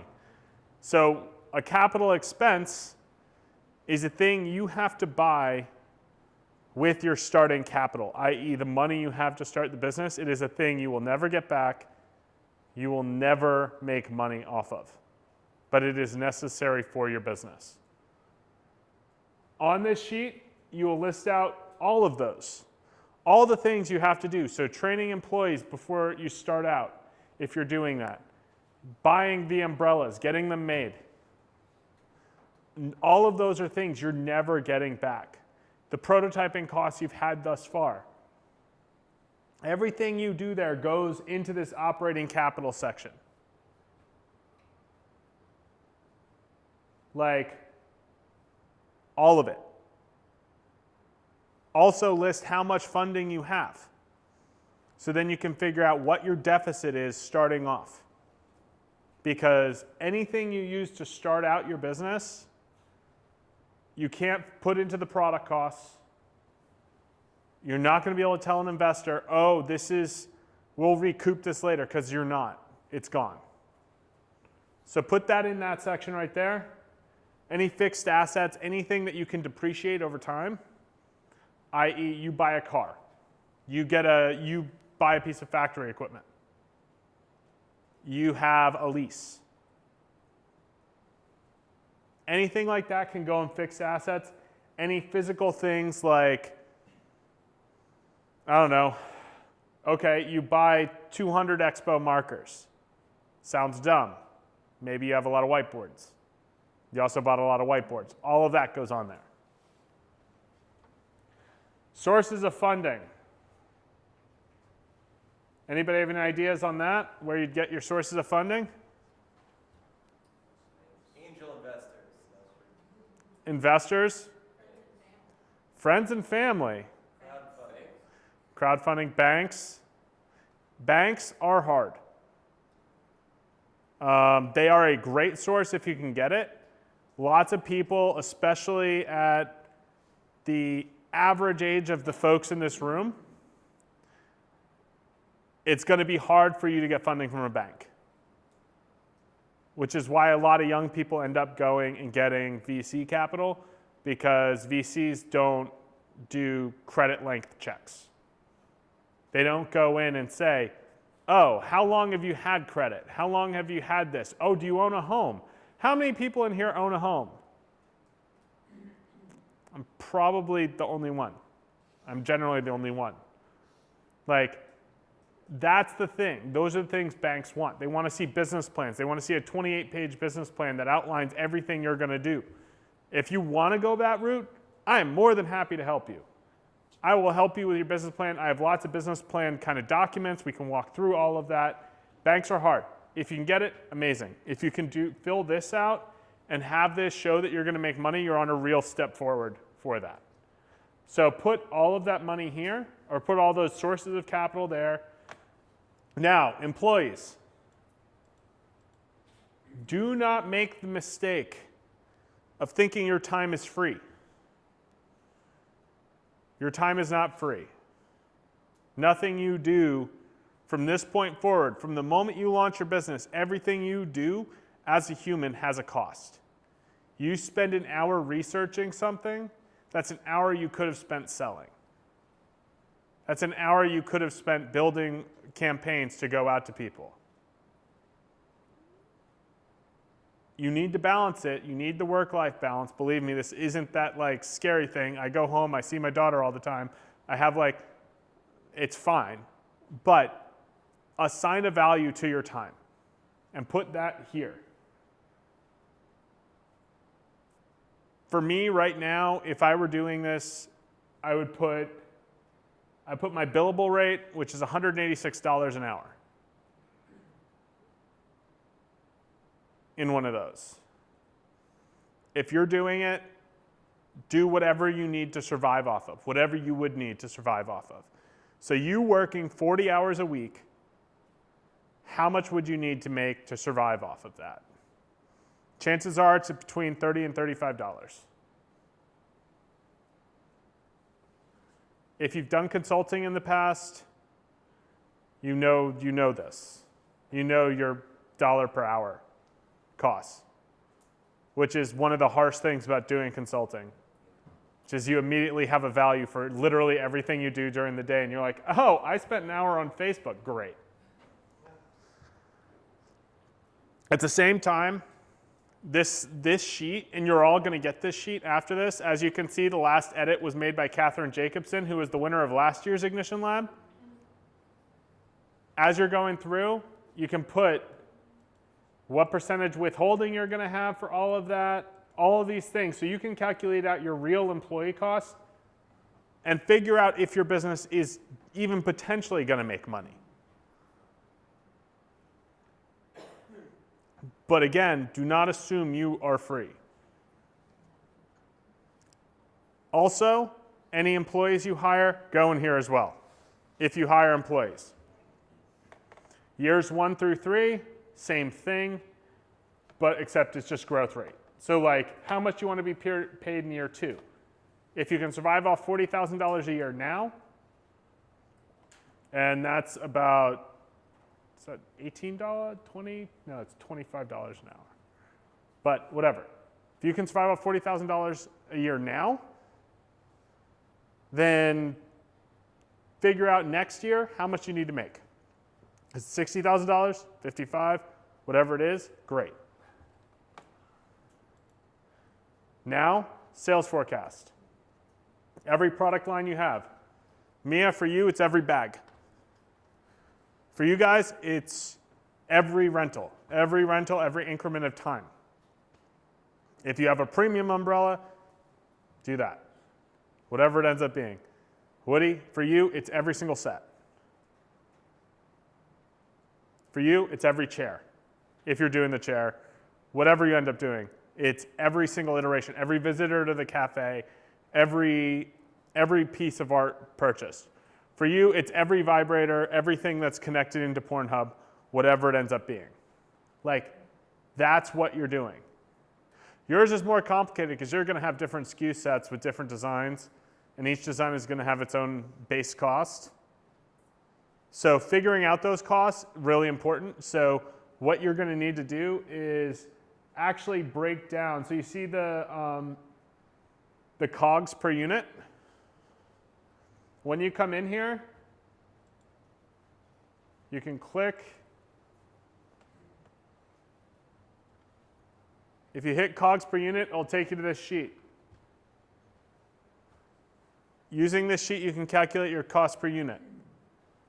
Do not discount the volume at which you would be manufacturing. I know that is a thing that I've seen people do all the time, where they'll be like, this, for example, I hate to pick on the chair. The chair costs $800 to make. That's the first one. No, it costs $800 for her to make the chair. Yeah. The second one, you're going to be able to do it more efficiently. So it's going to cost you $600. You build a process around that, you build 100 of them, they're going to cost you $30 a piece. They're going to cost you raw materials plus like 20 minutes of manufacturing. Like, think about it from that perspective. Do not discount volume. Do not price yourself to make money off the first unit. You should lose money over the first couple of years.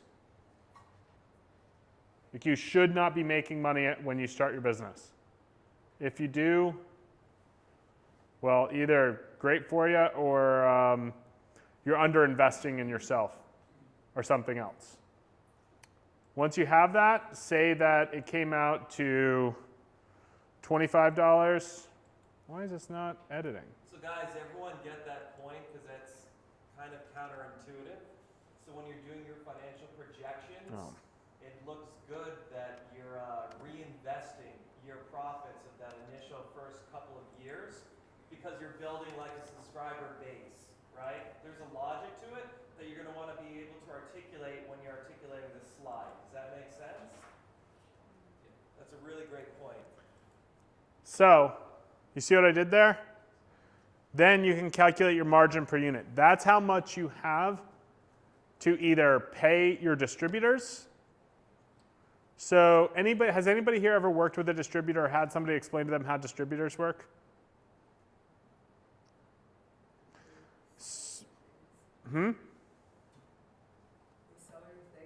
Yes. And how do you pay them?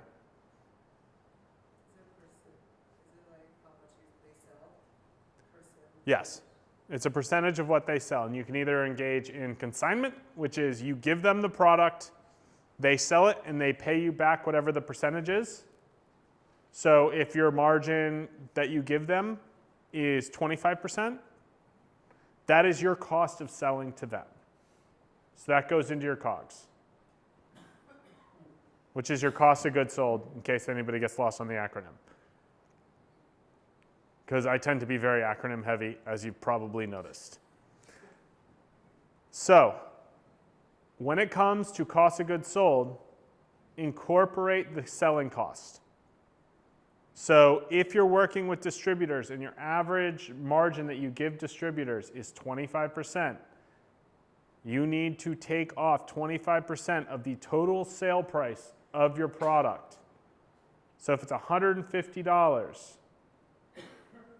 off the top of my head, that I'm fucking terrible at math right now. That's 37. Yeah. Yeah. It's just gone. But the good thing is, So you're making 112. yeah, when I was talking about partnerships, you partner with a distributor, all of a sudden you're saying, okay, you may have 15 customers. You may have those first 100 customers, right? If I were to take an electronic product and I take it to a company like Ingram Micro, Ingram Micro sells $52 billion worth of electronics every single year. They're going to be able to sell my product into hundreds, if not thousands of places. Now, what is my problem going to be there? Going back to the partnership problem. I have 100 customers. What's their incentive to sell my product? There's no built-in user base. So find people of your size, but then you are going to still have to give them margin for it. So you're going to give them 25% or 30%. And at any point, if you have those problems, you're talking to distributors, you're talking to anyone, and you need somebody to talk through with it, I'm happy to do that. I'm happy to have that conversation. As Jake can attest to, I'm hard to reach. But if you get me, when you get me, I'm always happy to have that conversation at any length that you need. So as you see how this is yellow, just change these values up here. This table auto-calculate. You put 20 here, and you see it automatically will fill in. So fill in how many units you think you're going to sell every single month. How do you estimate how many units you would sell each month? So you know your first 100 customers. think about how many people how long it takes you to reach out to one person. Figure it's going to, because you're doing it, you're going to have a close rate of about 5%. So then for every single customer, you're going to have to reach out to 20. Now, how much time are you willing to take if every single person takes you 5 minutes to reach out to, and you have 20, you're doing an hour and 40 minutes of work for every customer? Yeah. So this is like good for like if you're selling like a product, but what if you're selling like advertising? So advertising still has costs. It does, but would I factor it differently? I mean, like, I wouldn't have to worry about sale price per unit and all that stuff. No, you wouldn't. But yours is going to be harder. You have the same problem as SaaS, which is your cost of goods, you're 98%. You have massive people costs though. So it's like your fixed capital spend is through the roof. Your operating expenses are crazy. And so you're doing this exact same thing. You're saying on the sales side, you're still selling units, and each unit is worth X. Separate out those product lines. So if you're selling at different volumes, so you have a monthly deal, you have an annual deal, you have a weekly deal, whatever it ends up being, or you're doing CPC, which is fine. So then you just calculate the number of units. Your numbers here may be nuts. You may be putting $1 million in one of these things at a cost of 40 cents or 2 cents or whatever it ends up being. But just continue to do that. And then once you get like here, this is where your real expense is going to be. So this is operating expenses. So this is the cost of actually running your business. So those fixed assets we were talking about earlier, this is that, but annualized. So if you're hiring more employees, you're building out more infrastructure, you're paying server loads, whatever you're doing, it's the same thing. It's that same cost. So just go in, get entirely too granular. At a point where you're like, there's no reason I need to count for the number of Expo pens I'm buying. You're right, you don't. Like WeWork, again, a business that nobody thought about, really, thought couldn't be profitable. Do you know how much they spend on soap?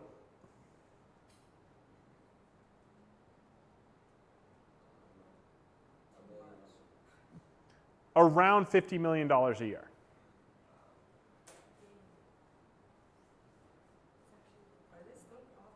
No, they are like, they got bought by their largest investor, SoftBank, a Japanese VC firm that had $100 billion. It was part of their vision fund. They invested, I think it's $22.5 billion in WeWork over the course of 9 years with nobody else as a co-investor. Turns out WeWork was 100% not profitable and was just growing way too quickly because WeWork is in itself an office business, and offices are not scalable. They were trying to think of themselves as a software company, and they were just growing too quickly and spending way too much on stupid things, like soap. Think about how much your business could do with $50 million. That's how much they're spending on soap, a thing that literally goes down the drain.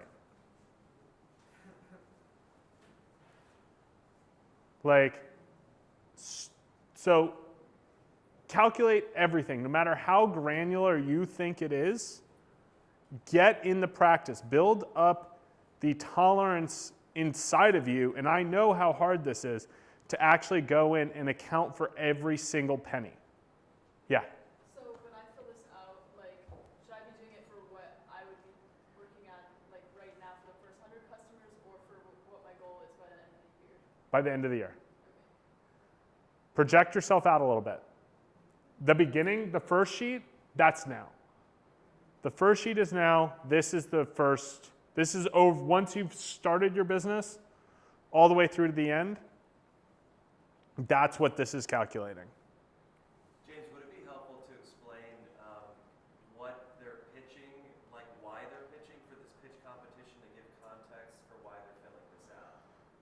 So Like what they're asking. each of you are going to ask something different during the pitch competition. Every single one of you is, oh, that's our time. But every single one of you is going to ask for something different. Does everybody have a few minutes here? If anybody needs to run, that's fine. But The structure, guys, is there's 5 judges. One of them at least is a angel investor. We're also going to get like a dorm room fund, which is a VC. It's a venture capital, but they're like kind of in the not-for-profit Yeah. model, so they're not predatory. We're going to have, people like that. we're going to have the general manager US for Techstars will be here. We're going to have an angel investor / CEO of a company I worked for in 2018 called TeePublic. They were purchased by an Australian company for $57 million. He's going to be here. We're going to have people that do this. And for you, like Adam would be a great person for you to talk to. It's like, our goal here is each one of you should come in asking for something. The reason why we're doing this is so that you have context for what you're asking for. Like, are you asking for a partnership? Are you asking for capital? Are you asking for advice? Totally fine. Are you asking for connections to suppliers? Whatever it is, make sure you have that concrete ask set up. Maybe you're just looking for somebody in there. Use this sheet as the way to figure out if you can make your business profitable. Now, just cycling through this real quick because cash flows, this mostly will auto-calculate. If you have any additional inventory you end up purchasing or anything like that, or you're going to take money out of the business, which I don't recommend doing, you can put that here. This thing goes as deep as you want it to. Once you get in here, this is actually what you're going to. So all those spreadsheets that your investors are going to ask you for, like a break-even analysis, this thing will auto-calculate for you. So you don't actually need to do any math. This will do it. Now, real quick, because we are very legitimately out of time, some other things to figure out. Legal structure. Super quick. There are 4 different major options. You have sole proprietorship. That is, you are the owner of your business. You own, it is incredibly easy to set up, i.e., each of you are that right now. Where you're sitting. You have no legal structure, nothing. You are a sole proprietorship. If anyone gets injured by what you create, you are 100% liable for it, both personally and legally. There's no protections for anything you do. Terrifying? Yes. Easy? Yes. GP is you get a group of people, a general partnership, you get a group of people together, all of you go, okay, together we assume that liability. It's harder to set up, like you need to have an agreement between all of those people. This is the traditional setup for law firms and consultancies. LLC generally will cost you about $500. The filing fees are $500. It is a great way to start a business. I currently have 3 LLCs under my name for different things. And it is a great starting way to do this. Again, I'm not a lawyer. If any of you have any questions, I would definitely go and talk to one. I can recommend somebody for you. But LLC is a good, cheap, and easy way to get things rolling. It just costs you, it can cost you up to like $800. If you use a lawyer, it's going to be about $1,000. It's fast. Corporations, for those of you that are looking to raise, VCs like to have Delaware C Corps because Delaware is very friendly to VCs and to companies in terms of taxation. They are expensive. They are a real business and they do have double taxation involved, i.e., the company gets taxed on all of its profits and then you get taxed on everything you take out of the company. It is a real thing when you do that. It takes time, it takes money. Your filing fees are going to be about $2,600 and it costs so figure out if that's right for you. Again, talk to a lawyer. Feel free to do an umbrella LLC for everything you do, and then you can redo smaller corporates underneath that, which is what a lot of people do. Venture rounds, we briefly touched on this. Friends and family, fairly self-explanatory. Angel investing, rich people. That's all it is. People with a lot of money giving you a lot of money. Then you have seed investing. It's your first institutional round. This is going out and actually talking to an investor and saying, hey, I would like a check for $1 million, please. They're harder to get. Again, those people receive 15,000 pitches a year. They see an insane number of pitches and they're likely they're not going to pay attention to you. Venture rounds, likely nobody's ever going to have to worry about that. But if you do Series A, B, C, you need to have an in-house legal team. There's due diligence involved. They will come in and they will go through all of your books. You're going to need to open them up, and it's a real process. But again, only do that once you have real backing, i.e., you're making money and you have a clear path to profitability. Because to WeWork's example, raising money without a clear path to profitability is a great way to never build a profitable business. You should, at any time if you're raising, you should be able to say, okay, I'm going to spend this over 18 months, but if things start to look down, I can make this company profitable in 3 months by doing X, Y, and Z.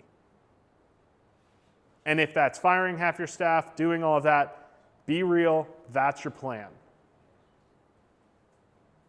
So going into this, and then finally exit, which is when you sell your business, everybody's happy most of the time.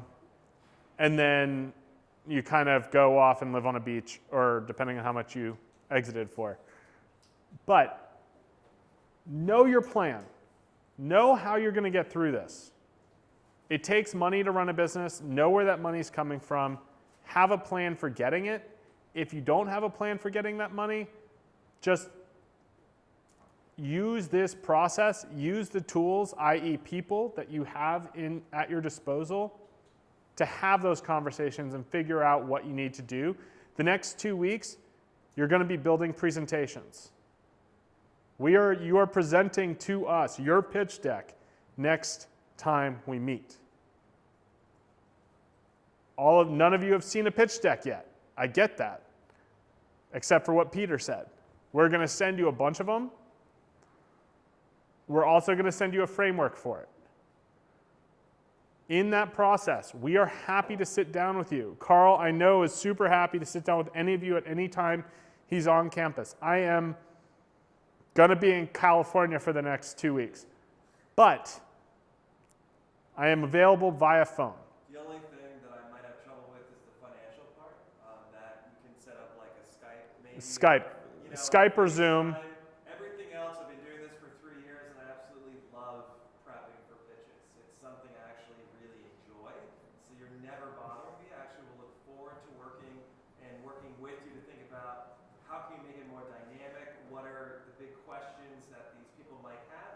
And at the end of the day, this is about a chance for you to get up there, try it, and all of these people, if we said any intimidating names like about these angel investors, we promise they are not judging you, right? So I just want wanted to say that real quick. They're not going to be like, oh, they're going to. Nobody's going to tell you you suck. Yeah, or you're not going to be blacklisted because they don't like your idea. This is a testing ground. This is for you to go up there and say, this is my idea. This is what I've been working on. And they will give you frank feedback in a non-intrusive, non-judging way. Yep. This is a zero stress environment. Over the next 4 weeks, we need to work together. 5 weeks? 5 weeks. We need to work together. It's the 4th, right? Yeah, the pitch is April 4th, and our final session is March 7th. And so you guys know that your homework is basically preparing to do a practice pitch on March 7th. Does that make sense? So we're going to give you materials.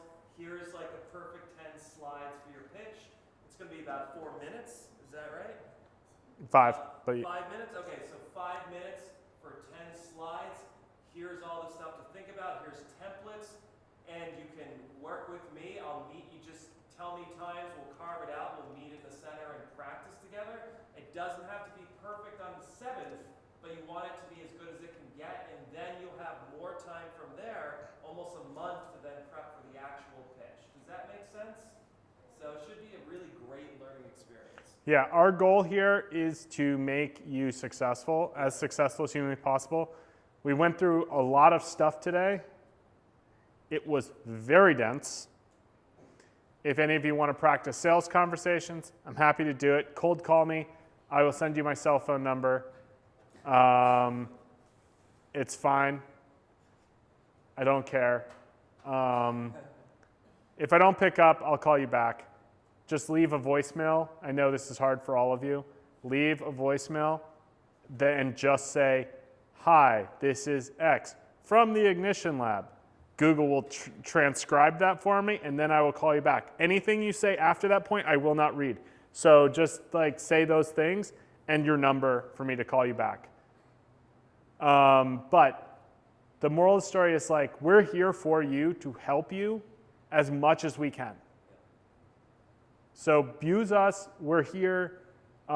This is not scary. All of this seemed scary. It's really not meant to be. It's a little meant to be, but it's not like, it's not terrifying. And once you dive into it, I'm telling you, the more granular you get on the finance stuff, the more granular you get when filling all of this out,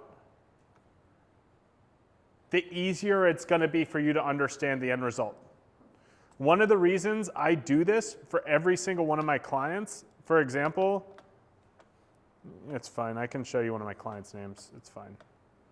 Well, actually, no, because it's going on the internet. Never mind. I cannot. So one of the things I do is I will do this for every single one of my clients on all of their processes. Nice. Any questions, guys, before we break for the day? Does anyone have any questions about the homework or before we meet on the 7th? No?